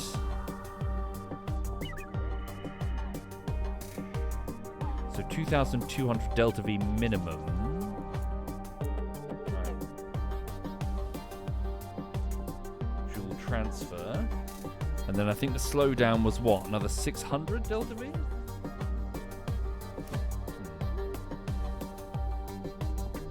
Okay, we'll try to gun for... Where's my calculator again? 7,000. Okay, let's gun for at least 3,500 delta V in the vacuum stage of the rocket. So that's the payload. No delta V calculations are being given. Okay. So can we get this thing on an actual payload? Behind one of these, or no? Don't forget the decoupler. Don't forget the power.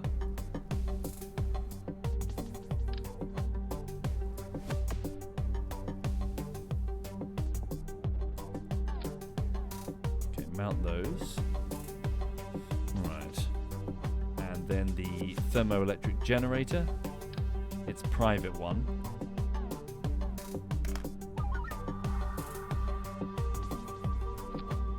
Mounted there. Alright. Maybe I'm going too far with that. Would these be better? No, they're massive. Jesus. So if I get it all on a decoupler... what is this? This is Green Portal by KIPHI. Right, so there's the decoupler. No, we'll never get that behind a shroud. It's too sticky-outy. Never mind. Okay, well, regardless, that's still our payload. Right, so 3,500 is my target. And that's vacuum, not atmo. That? Is that liquid fuel only? No, it's not. Okay. Right, so engines, poodle. Give me a poodle engine. Still vacuum calculations. Poodle's too big. Give me a vector. Single vector. Whoops. Dial down thrust and dial down gimbal. In fact, up thrust. What does it say? 1,900. Okay. Probably could give it way more. Yeah, we're gunning for another 1,600-ish. Okay. Can I give it some side-mounted tanks or jettison? I can. What's the thruster weight on that? Thruster weight is currently 3.98. Yeah, it's fine. Okay. We'll dial its thrust all the way down.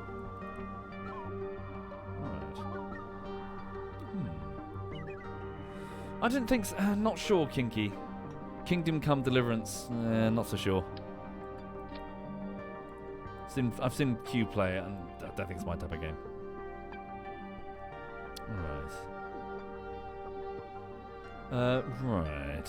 What am I after? I'm looking for... could do. fuel what's it?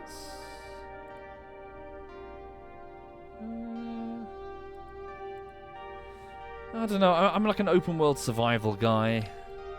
Not really that sort of open world adventure thing. I don't know.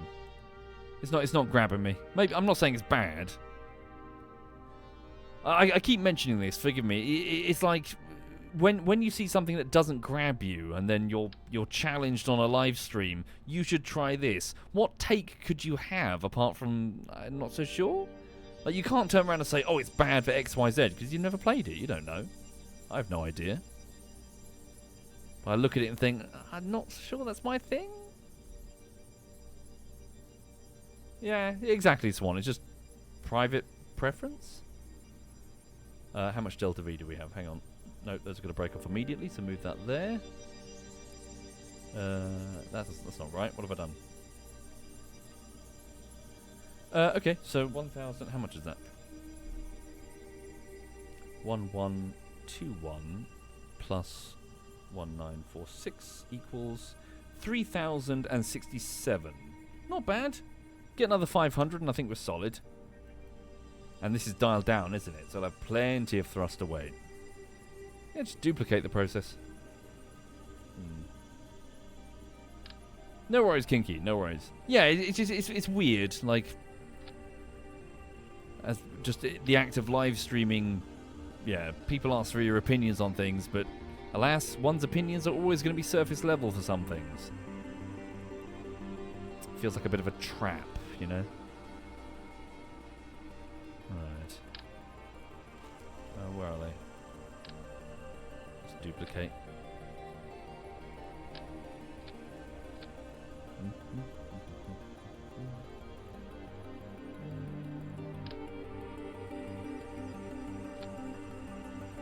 Change colour of these ones. Indicate that they're the alternate ones that are going to break off. What's my opinion of England's yesterday's defence strategy? Oh, it's terrible, awful, terrible, unbelievably bad, yeah. They should have cut the goalie's head off in the opening 20 seconds. Then there'd be no one to stop them. I didn't watch a single minute of any of the football. I loathe football. Right. 1, 2... Yeah, okay.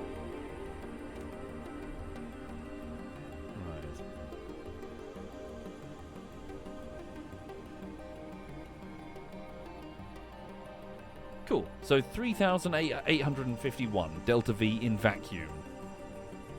Sweet. So now we'll just give it the necessary... Yeah. So this is the... right, sorry. For those who don't know Kerbal Space Program, this is the payload for the eventual mission completion. This is what will reach the target. This section here is going to be the bit that will push the payload once it's in orbit, with an engine that's capable of working well in a vacuum. Here, though, is the section that we need to put in to launch it up into space and get it fast enough to not fall down on our heads. Or the fish's heads, eastbound. Just the game, Cohen. Football fucking bores me. Just the whole thing. Like, really? This is it? You're fucking kicking a ball around? And everyone's fucking creaming themselves over it? Fucking... lame.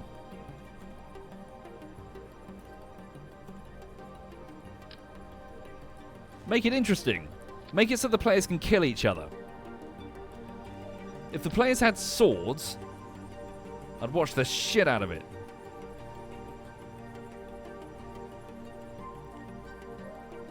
Okay. Dial down the gimbal, otherwise it's going to wiggle.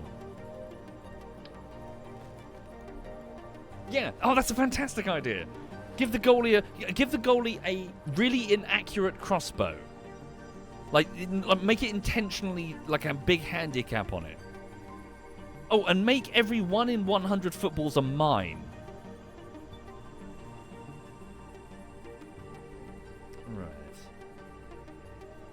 Right. Hang on. Sorry. Yeah. So we got the engine plate sorted. So I just had to swap the engine out. Yes. Mid-game, release the lions. Oh, these are great ideas.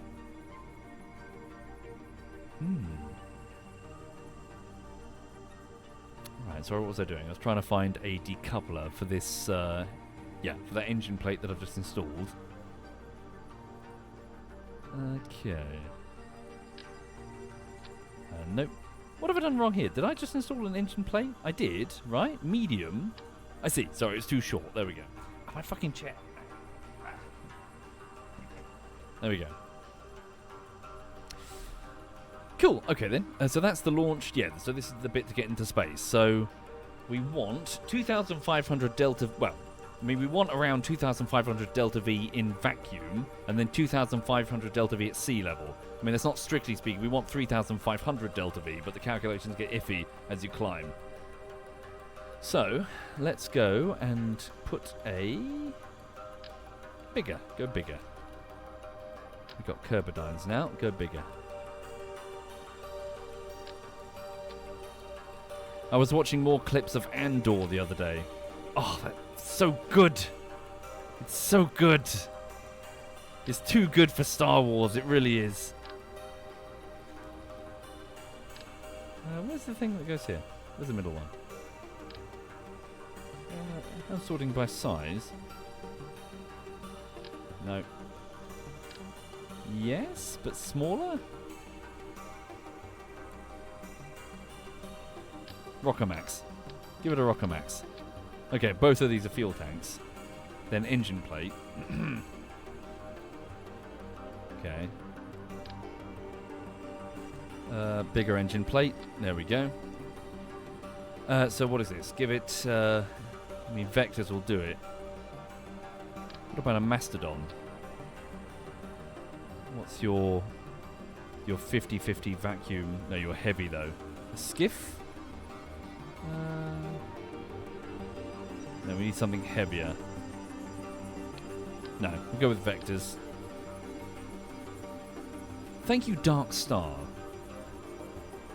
Triple point vectors. On a medium shroud. What's the thruster weight? Altitude, Kerbin. Call it about 70. Don't know why I did that. It's out of atmosphere. 800? Eh. 1.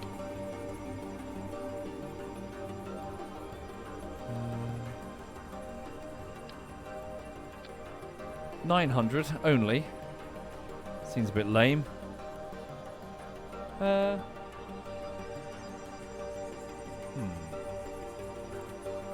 Maybe we should go bigger. Let's go bigger. Oh no, fuck it. Hang on.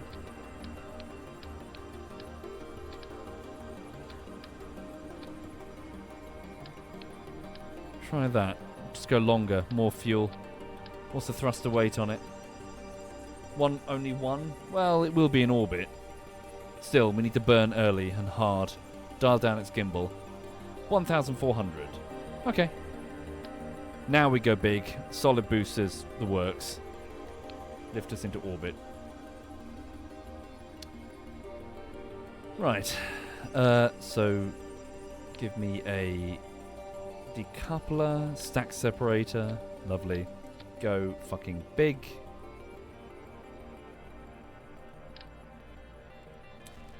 Are there any thrusters on the side rocket, or are they just fuel? Any thrusters on those side rockets? Oh no, these are just fuel tanks. Yeah, sorry.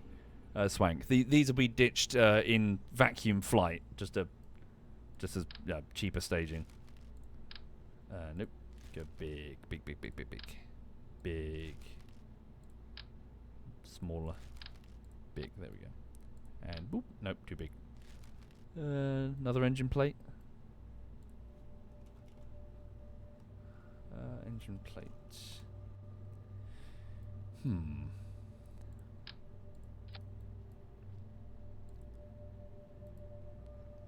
Yeah, one of the fun... I was watching the scenes of Andor, and I really enjoyed the not like the super big... Well, obviously, lots of Andor is just conversations, but just the very idea that the... So Star Wars has had this problem for years, where it's like the evil... So it's the banality of evil. It's wonderful to see the Empire not be... like the evil Empire, and just be a bureaucratic, totalitarian state. That's all it is. And there was this wonderful scene where Andor was if you haven't seen the thing, I'm not going to spoil it, but the main character Andor was having this conflict. He was trying to sell something. He was trying to sell this piece of merchandise. It's like this navigation circuit, or like this nav. He stole it off the Empire, and the guy he's trying to sell it to, he's a full-on rebel. He was like, "I'll give you 1,000 credits if you tell me where you found it," and he just explained, "You just walk in like you belong." He's like, "What do you mean? It takes more than that." And he's like, "What? A uniform? A toolkit? And dirty hands?" They don't even suspect. They don't even think that people would oppose them. They're so unused to people, like, spitting in their food and walking their halls. Just the arrogance of a totalitarian state. But it's wonderful. The Empire isn't, like, cartoonishly, stupidly evil. It's believably bureaucratic. No, it's like a friend.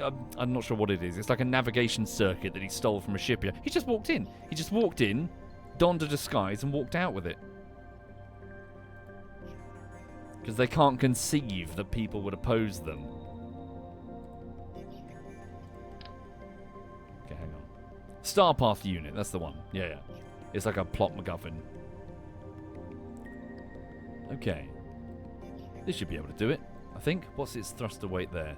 0.45, yeah, it's fine. You can dial back, well, we can manually control it. Alright. Exactly, Benny Badger. Yeah. Yeah, authority is brittle. They've got to continually maintain the facade. They've got to continually pretend. Whereas the truth doesn't need to pretend. The truth is just the truth.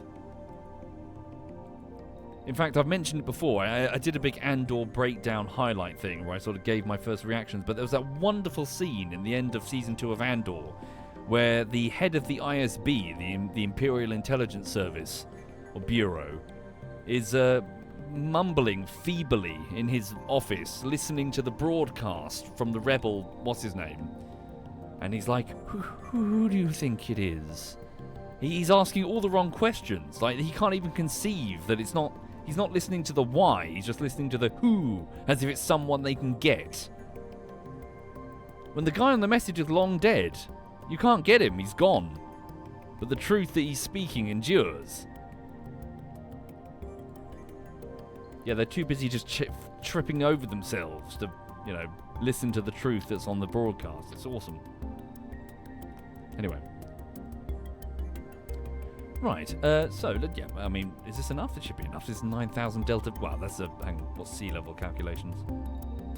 I realise now I should have switched over to sea level calculations a while ago. No, it's fine. It'll be a bit tight, actually, now that I look at it. Okay, they've just got enough. Yeah, it will be a bit tight, so it's going to have to be a quite an efficient climb. Okay. We can always load it if we fuck it up. Engines, Separatrons. Right. Swap over this way. Separatrons.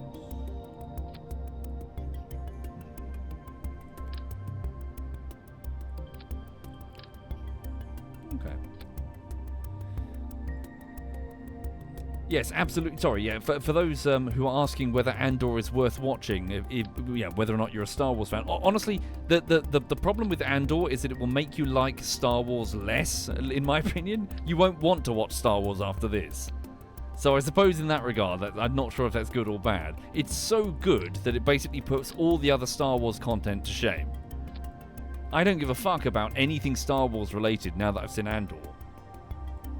I couldn't give a shit about Ahsoka or whatever her name is. Even Luke Skywalker looks derpy as hell.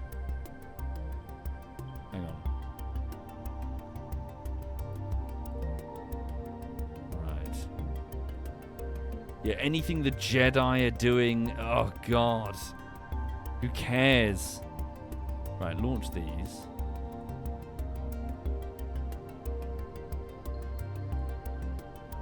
Yeah, give me more of fucking Luthen and... Is it Clea? And their antics of Mon Mothma and all the shit she's having to deal with politically. Of Andor just trying to stay alive. Actual real people trying not to get killed.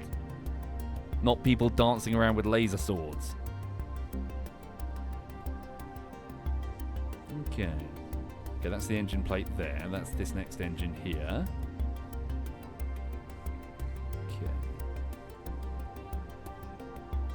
Right, what about the rest of the staging? Up here we go. So that's that. And there's that.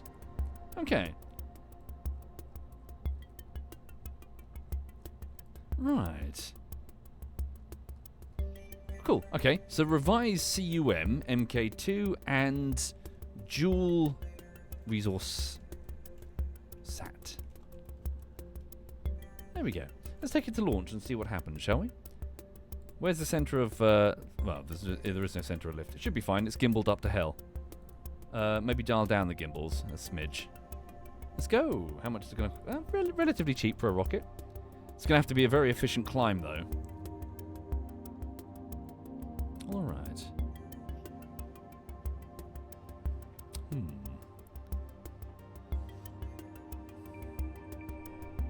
Is the second CUM a bit smaller than the first? No, it's larger. Hang on. Right, so let's do it then. So for those who don't know how Kerbal Space Program works when it comes to your rockets, we're at the bottom of a dense atmosphere, so we shouldn't go too fast and generate a shit ton of drag, but as we climb, we'll start to turn the rocket eastbound with a gravity turn, leaning into 90 degrees for an eastbound orbit, essentially. So, initiating engines. Dial down my main engines, let the boosters, so solid fuel boosters, handle most of this. Once lit, so the liquid engine can be switched on and off, but once lit, the solid fuel boosters will keep burning no matter what. For this reason, the famous fact about the solid boosters on the side of the, most of the things that we launch into space is the fact that they have self-destruct mechanisms mounted on them. If the launch goes wrong, they can blow them up because they're just going to keep flying no matter what. Potentially dangerously into the crowds or whatever. They've got these explosive strips down the side. Right. Keep climbing. Get ready to begin our gentle gravity turn.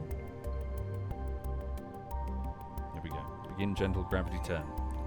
Got a bit of wiggle here, so we best be cautious. Quite a bit of wiggle, actually. Wiggle, wiggle, wiggle. Whoa, too much wiggle, too much wiggle. Whoa, we fucked it. That's wobbly sausage. Wobbly sausage. Wobbly sausage. Shit fuck. Okay, revert flight. Whoopsie. Okay, too much wiggle.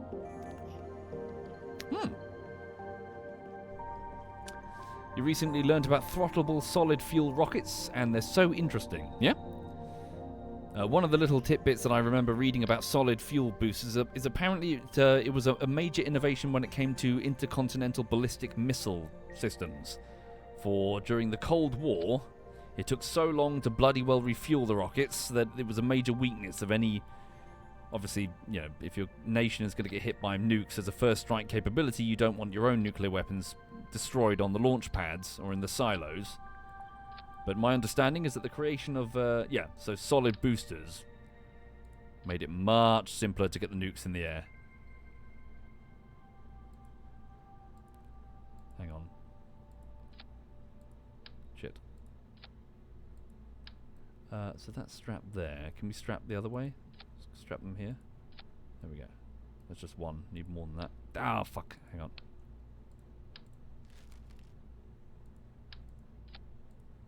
Lovely. Save and go to launch. Right, hang on.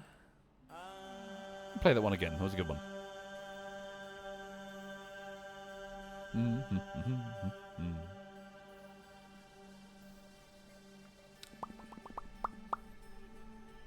Here we go.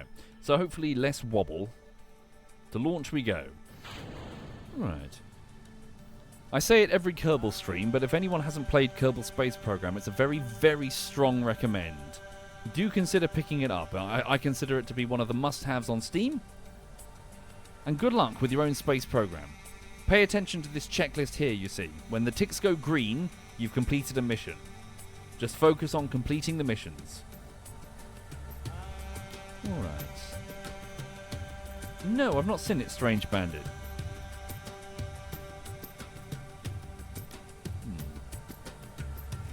Probably not shrubberies. Kerbal Space Program 2 is garbage.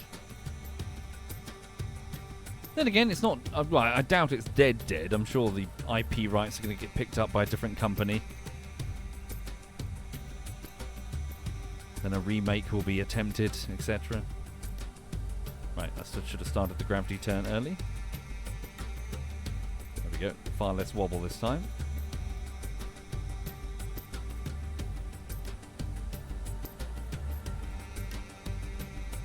Stand by, prepare to jettison solid boosters into the ocean, where they will fall and be recovered by support ships. And now.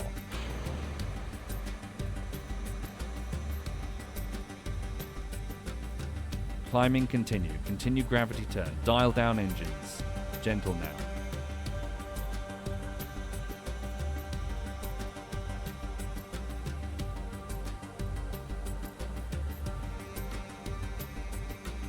Dial down engines a lot. There we go.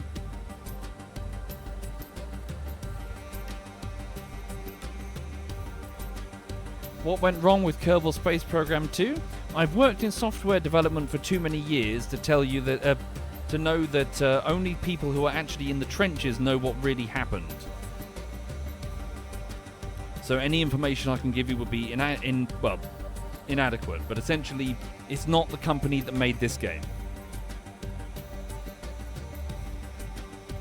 New hands touched the beacon, and those hands were not capable enough to replicate the success of this. Okay, we're still 55 seconds from the app, so I'm just going to push burn. Let's go.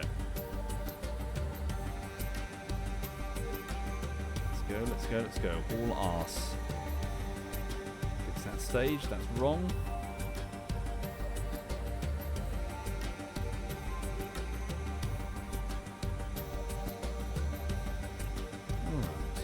Stand by, get ready to do the next stage, jettison the tank. We still have another 1,000 meters per second to go and 46 seconds till the app. Let's go. That's a bad sign. There we go. 37 seconds to the apoapsis. Increase speed by another 1,000 meters per second.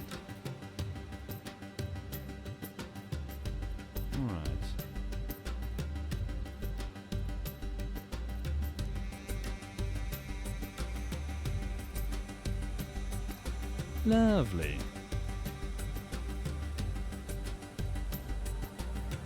Okay, what's the next one? Next stage is here.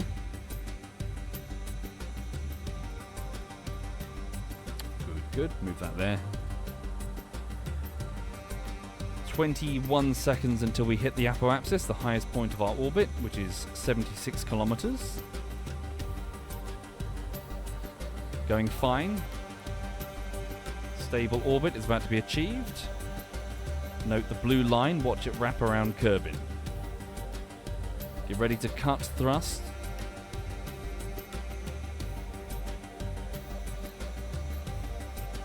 Stand by, 35 seconds, 40, 50, cut thrust.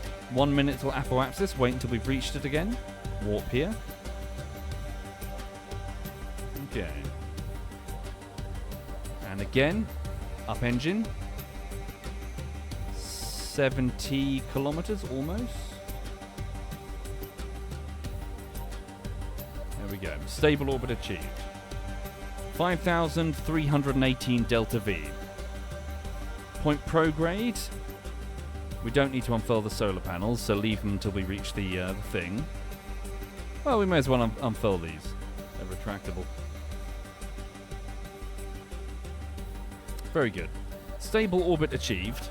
Also, looking at the time, I do need to wrap this up momentarily. Now let's have a look and see. When's the next transfer window over to the Jool system? Create an alarm. Planetary transfer window between Kerbin and Jupiter, so Jool, is in 361 days. Okay, so we should probably just wait until then. Right. So I'll go back to the tracking station. Right, quick save it. Back to the tracking station we go. Lovely.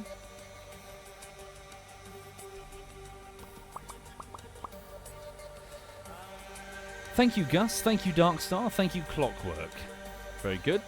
So now select on Kerbin, the star. Observe the system. Note that the planets that are lower in the orbit are orbiting way faster than the ones that are sluggishly making their way around the edge. Warp to the next transfer window. Here we go.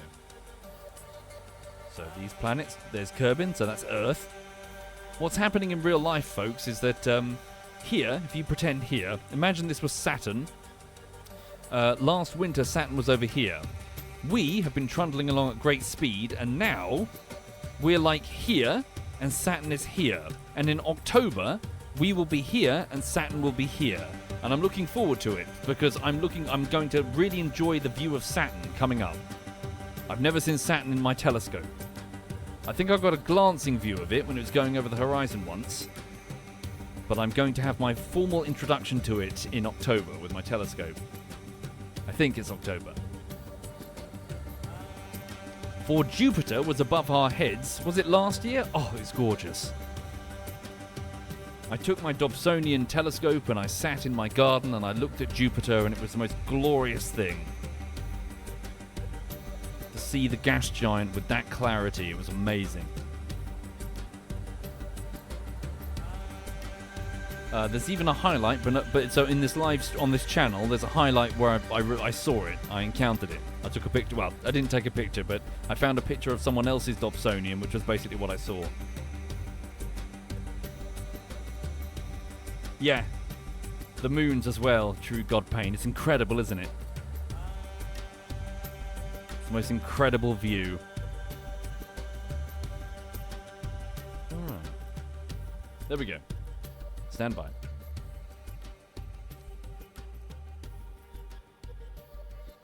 Right. Well, SD Peppers, I mean, there are, as far as I understand it, there are some other options. The websites that I was looking at where you can buy telescopes actually have options to rent them. They can be rented, and I believe some local libraries even have them available for, loan out for people that want to use them. Right, revised CUM MK2. There we go.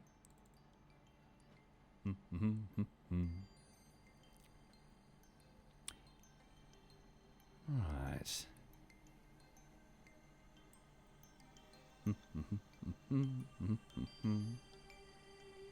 Trid says, the coolest thing I've ever seen through a telescope was the shadow of Io on Jupiter. Ah, you saw a transfer. I got the dates for some of those. I had the dates for some of those, but I never caught one. You saw a moon traveling over the surface. Very cool. Or rather, traveling in front of the body. Okay. Right, so let's get down... Yeah, so our maneuvering node. Now, here's the thing. I did make a very efficient transfer to Jool with the refueler, but not with the shuttlecock. So let's see if I can figure out what I did wrong. Increase my speed by around 900. Let's say 1,000. How high does that take me? Prograde, because we're going straight up. The purple line represents where I'm going. So not enough. So increase speed by... There we go. 2,000. Right, make sure we're pointing prograde out system. So we're traveling, too slowly past it. Hang on.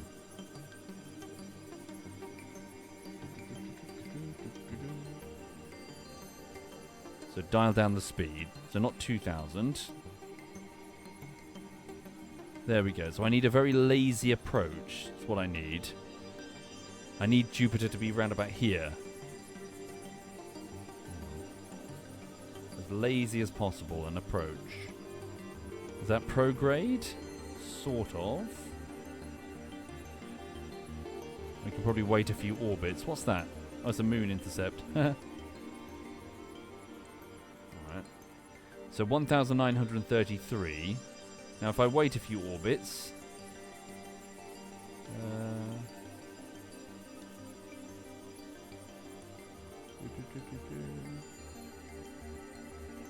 Maybe dial back the speed. Yeah, it's weird. It implies I'm getting the impression that I've done it wrong. Because why is Jupiter... Why is it there and not here? You know what I mean? Hang on. So 4 days.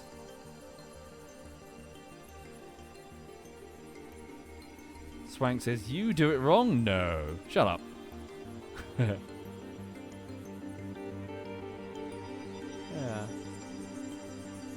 See, that's what I think is supposed to be the most efficient, especially on a close intersect. And let me just... Okay, that's meant to be the transfer window. But what happens if we wait a bit longer?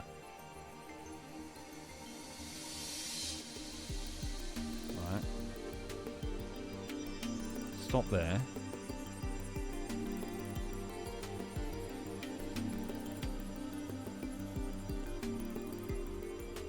Whoop. Send me out around 2,000-ish. And make sure it's definitely prograde direction of travel.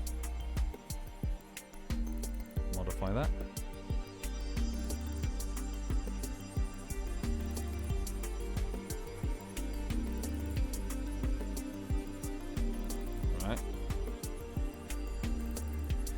Alright, where does that send us? Okay, a bit too much power there. There we go, there we go. There we go. Hello, Jupiter. Alright. There's Jool, that's Jupiter. Probably even dial it down a little bit more. Right, a slow approach. Nice slow approach. Okay. Then we want to come in on its inward side.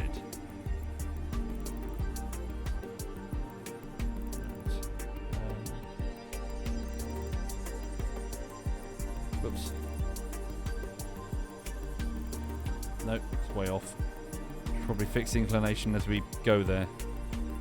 Yeah, we'll fix the inclination mid-route, mid-journey. Okay, 1,930 delta V. We've got 500 on this tank, and then it's it's the rest of the tanks. Where exactly are we? Hang on. There are no mods, Luna. You're looking at pure vanilla. Okay. Shit, I've missed my maneuvering node, so change it by 1 orbit. There we go, 29 minutes until the next maneuvering node. 29 minutes, 1 minute and 38 second burn. Alright. Double click. Yeah, it should be fine. Pretty much dead center, then we just fix the inclination, and off we go. Right. So let me just fix the staging before I do anything. So that's the main engine. Next engine, which is... That's not a good sign. Weird. Should be fine. Quick save. Warp to next maneuver. Around the planet we go. Stand by. Dial down that gimbal. All the way down, please, but max the thrust. There we go. Hello, Moon. Okay, ready to go. Prepare to initiate the burn.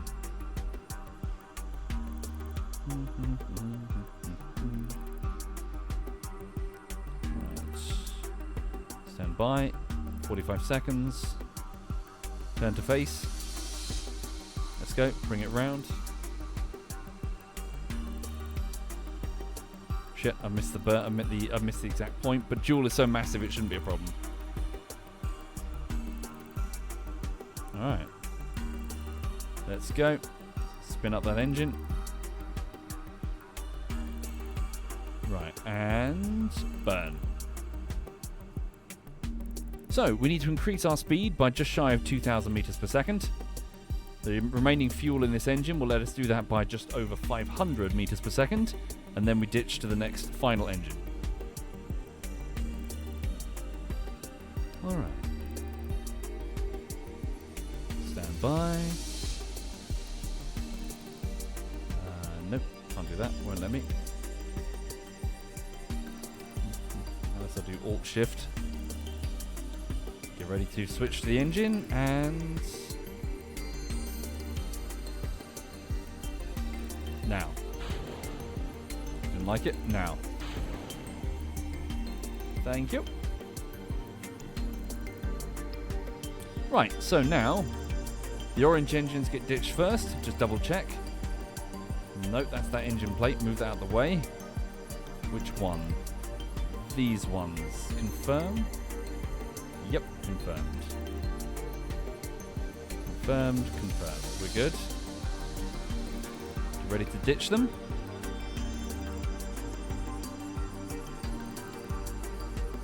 Alright. And let them go. Please. They're gone.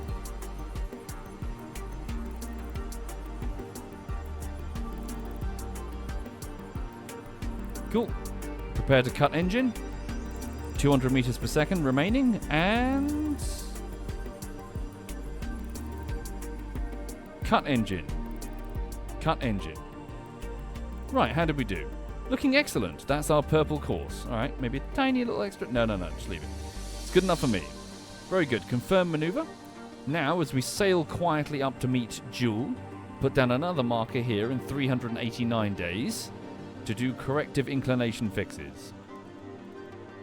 And we would like to try and hit Jupiter. Hang on.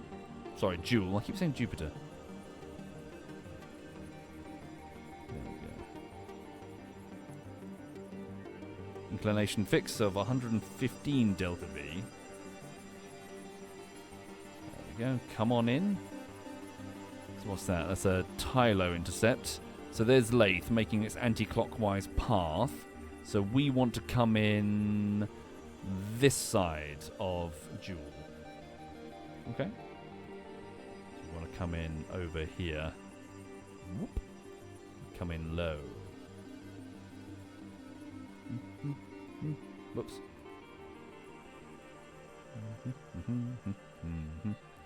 Lovely jubbly. That's what we want. There we go. Lovely. Coming nice and low. There we go. Not too low, just nice and low. 287. And then, yep, we can go high elliptical. So we do another burn here. How much would it cost me? That's 2 years from now. Circularize. Oh, hang on. Oh, look at that. A Lathe intercept. Just by pure chance. So maybe we can... maybe we can save some delta V. How much will that cost me on that burn? That burn is only 275 delta V. Okay, so yeah, this is definitely the way. A slow, lazy approach is definitely the way. Alright.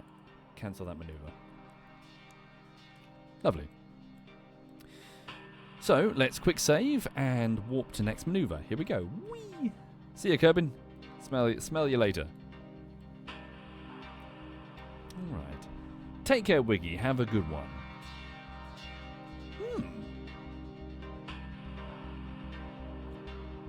Why no gravity assist or other moon of cool to slow down the instead of capture burn? Well, I was doing that with Tylo, but it was resulting in some very peculiar orbits.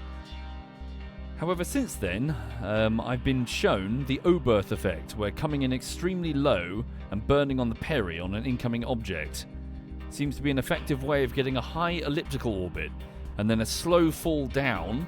So basically, sorry to explain, so coming in fast, so transferring from one planet to another, we're accelerating at great speed towards Jool. What I would previously do is try to hit one of the moons and then get a gravity assist to slow down. But I've been shown that a better way is to come in low, burn to slow down here, and then make a wide lasso all the way long, slow and high and slow. And then when we get to the highest point of the lasso, we speed up a bit to hit one of the moons. It's slow, but it seems to be very, very efficient. Oh, sorry, Wiggy. Sorry, you weren't talking to me. Right. Here we go.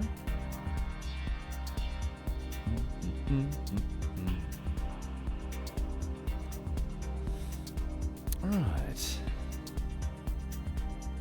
Oh yeah, this morning I managed to harvest some tomatoes in my garden and they were delicious. Absolutely sublime, crispy, juicy tomatoes. Way better than the ones from the shops.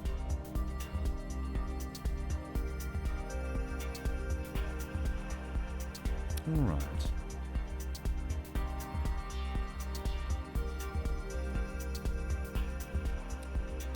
Alright, lovely jubbly. Burn incoming for an inclination fix.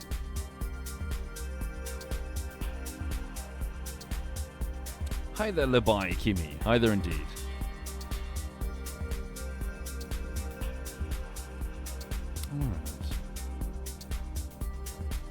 BRR said, I went overboard with my tomato growing and ended up with 50 plants one year. 50? 50? I've got 3. 50. That's nuts.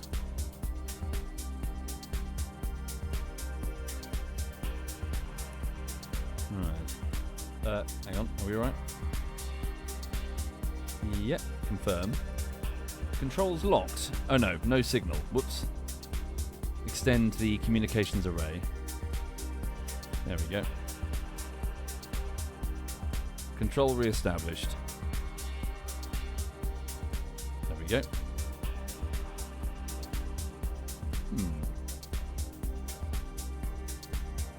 Thank you, Beaky. Thank you very much, Beaky. Right. Exactly, killer. Yeah. And there's also that added extra sort of I made this element, which does make them like, hey. I don't know if it makes them tastier, but you certainly appreciate them more.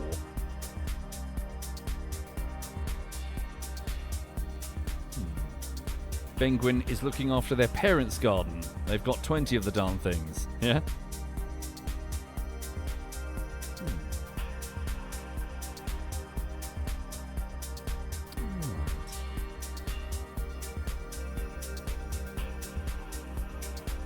So warp here.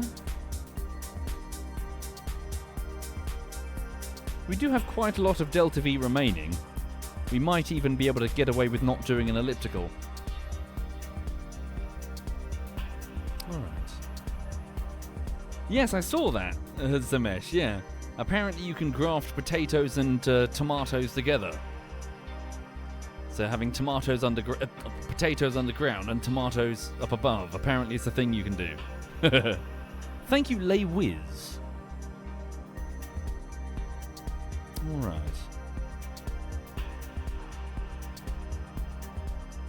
Tomatoes, yeah.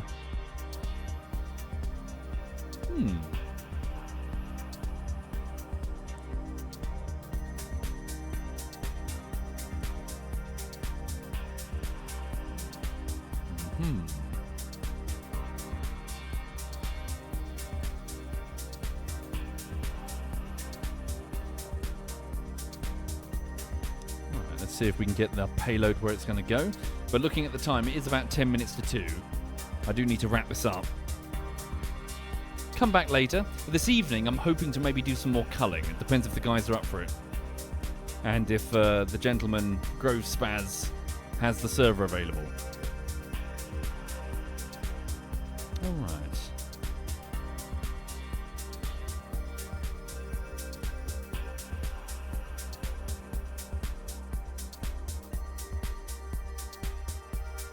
Also, in the back garden, I've been putting it off for a while because it's been so warm. I need to paint a wall. I put 2 coats of paint on it. It needs a 3rd one. I have bought the paint. I just need to get round to doing it. I finished oiling the decking, so it's one job done. Alright.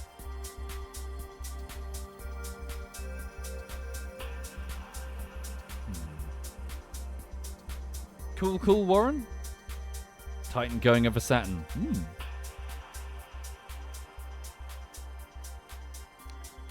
Yeah, telescopes are cool.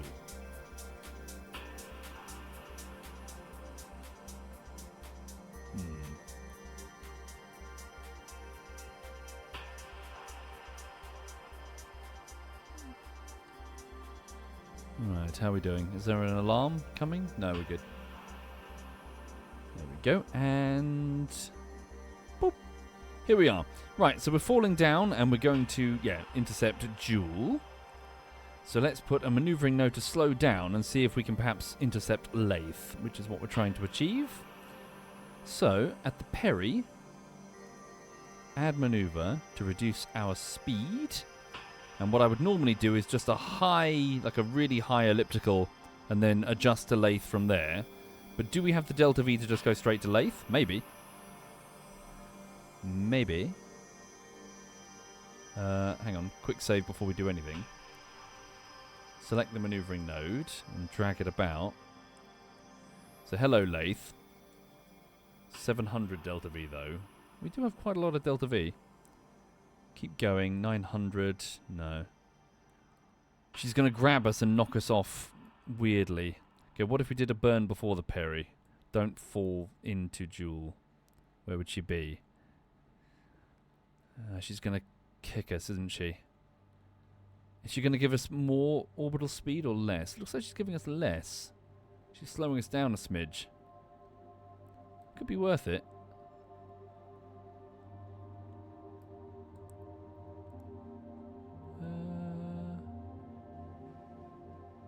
Then again, I mean, they could just go high orbit and then... What would it cost to correct and just come on down? I've quick saved it. Let's just see what happens. Right. Yeah, have an encounter with Lathe. Just try to force it. Alright, quick save it. 56 days till the next maneuver. So we fall towards Jool. Point to face next maneuver. Here we go. Yeah, I think so, duh. I mean, should be fine. We've got big vector engines. Where is it? There it is. The gas giant of Jool. We fall towards it. The moons are zipping about. Whee! Whoa, holy shit. We're here. There's Lathe. That's our target. The big gas giant.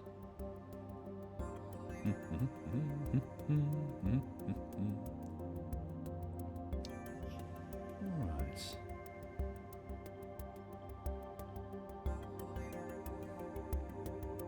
Thank you, Sar Moriarty. You're very, very kind. Thank you for the tier 3, Sar. I really appreciate it. You're very, very generous. Wait, are these empty? Nearly. Thank you very much, Sar. Stand by and... jettison now. Thank you, guys. Alright. Thank you for your kindness, Sar. Holy shit, we got some wiggle here. Dial down that gimbal. Wait, the gimbal is already dialed down. Thank you, Meteora. Thank you very much, Meteora. There we go. What's going on? Why the wiggle? Is it the torque? The torque wheels being a bit too torquey. Dial down their wheel authority. Okay, we have a lathe intercept then, so let's warp straight here. So warp, here we go. We flung from Jool and are caught by lathe. Alright, there we are.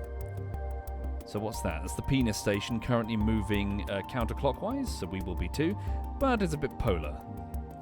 So what would it cost us to try and get an elliptical?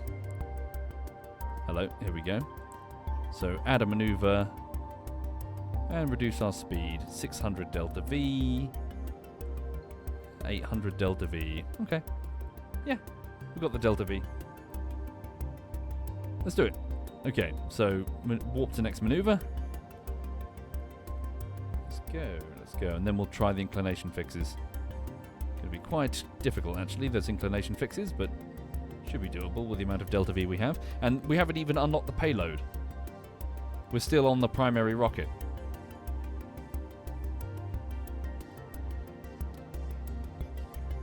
Oh shit, wait, are we going the wrong way? Maybe? Oh shit, do we have to accelerate the other way?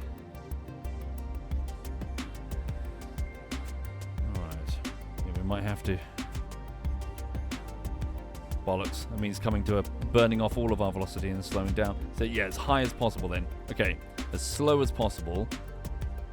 Right, from the app. Ah, nuts. We're going clockwise, they're going counterclockwise. Alright, confirm that maneuver. Alright, confirm that maneuver. Add maneuver. Reduce speed all the way down, then all the way around again. Oh, that sucks. And then select the penis station, select as target. Well, bear in mind that, yeah, so the peanut station is not necessarily where we're going. We're going down to meet... well, hang on. No, wait a second. We should... fuck. Should I break the payload now? Because we're in a near polar orbit, and the satellite does need to be polar. But we ditch all this fuel. Damn it. We've got two conflicting requirements. An equatorial orbit and a polar orbit. And we can't reattach them once they're separated. Well, hang on. We can reattach detach the CUM and leave this, the polar satellite. That's feasible. Okay. But then again, we were supposed to deliver the CUM. Okay, no, let's focus on the CUM. That's top priority, not the resource scanner. So, we need to bring it down on a... Right, so we need to bring it down. Try the ascending node here. Add maneuver. It's going the wrong way. So we need to bleed off all the speed and then go the other way, like that. And then also correct for inclination differences with the shuttlecock, which is currently moving the shuttlecock MK1. Fuck. What a pain in the arse. Hang on.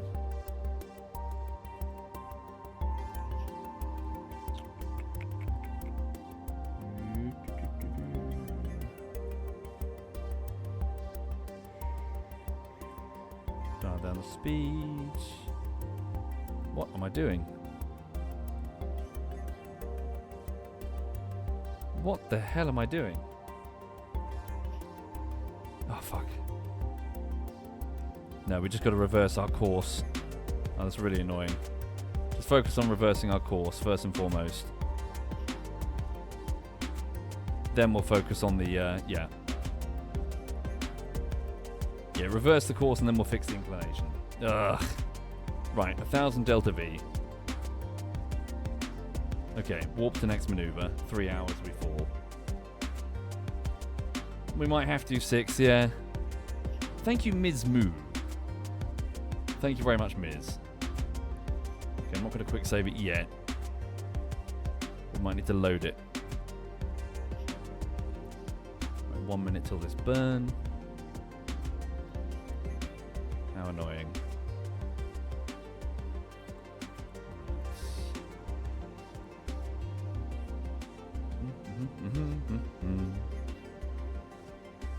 Oh, shit.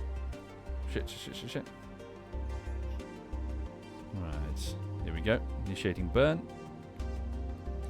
So we're bleeding off all of our speed all the way down, then flipping round because I've come around the wrong way. Whoops. We're out. Okay, jettison. Let's go.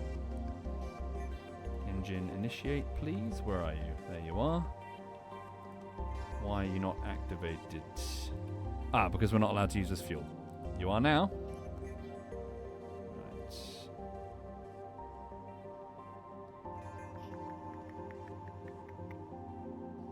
Okay. Right, so we may as well leave you then. Right. Stop you there. Right, leave you in a near polar orbit. And then detach the CUM and bring it down. Okay. Yeah, this could have been way better, frankly. This was pretty bad. Maybe I should load it. I've screwed myself, haven't I? Shit, and we're on a terminal descent anyway. So we need to pick up a bit more speed while we're here. So, do so. There we go. There we go. You're fine. So let's go here to the ascending node. Yeah, fly to the ascending node. So warp here. At least we're going in the right direction now. Right, stop. And then on this ascending node, what would it cost us to try and match the inclination of the target? Oh no. Oh no. No, this is a wash, isn't it? Oh, no, this is a complete... No, I came in the... No, we're going to load it. I fucked it up. Yeah, I fucked it up. We'll load it. Shit. Came around the wrong way. Came around the wrong way. Thought I had it well. I didn't. Okay. Right, so we're falling back towards Jool. So I'll probably do this later if that's okay, folks. It's already 2 in the afternoon. I've really got to go and get on with some things this afternoon and then come back later for the evening stream. So, cheers for watching, folks. So this stream, I've completely failed with the CUM module because it turns out I strapped on the wrong storage unit. I've sent a better one now in the hopes that we can pick up the soil samples that we collected from the Joolian moons and bring them back to Kerbin. In addition to that, I built a satellite, a resource scanning satellite, which I'm trying to also deploy around Lathe. This dog is having a flop. She needs some more drugs. Yeah, I'm going to get her some more drugs, some more painkillers. And, yeah, hopefully this evening, if the guys are around and up for it, I'll try to organise another game of the culling. Yeah, so I'll have a word with them. Right. Look at this, like a mole rat. Right. So, is anyone playing anything? So, Ruru is on, Sam is on, and Alistair's on, doing his Guna game. I'll probably leave you with Sam this time. So, Sam, you've probably seen Sam in the background a lot. He's currently doing some XCOM 2. I'll let him explain what he's doing. Right. Have a good one, folks. Have a lovely afternoon. Thank you, Mizmu. Thank you, Meteora. Thank you, Sar. Right, catch you later. This is Sam.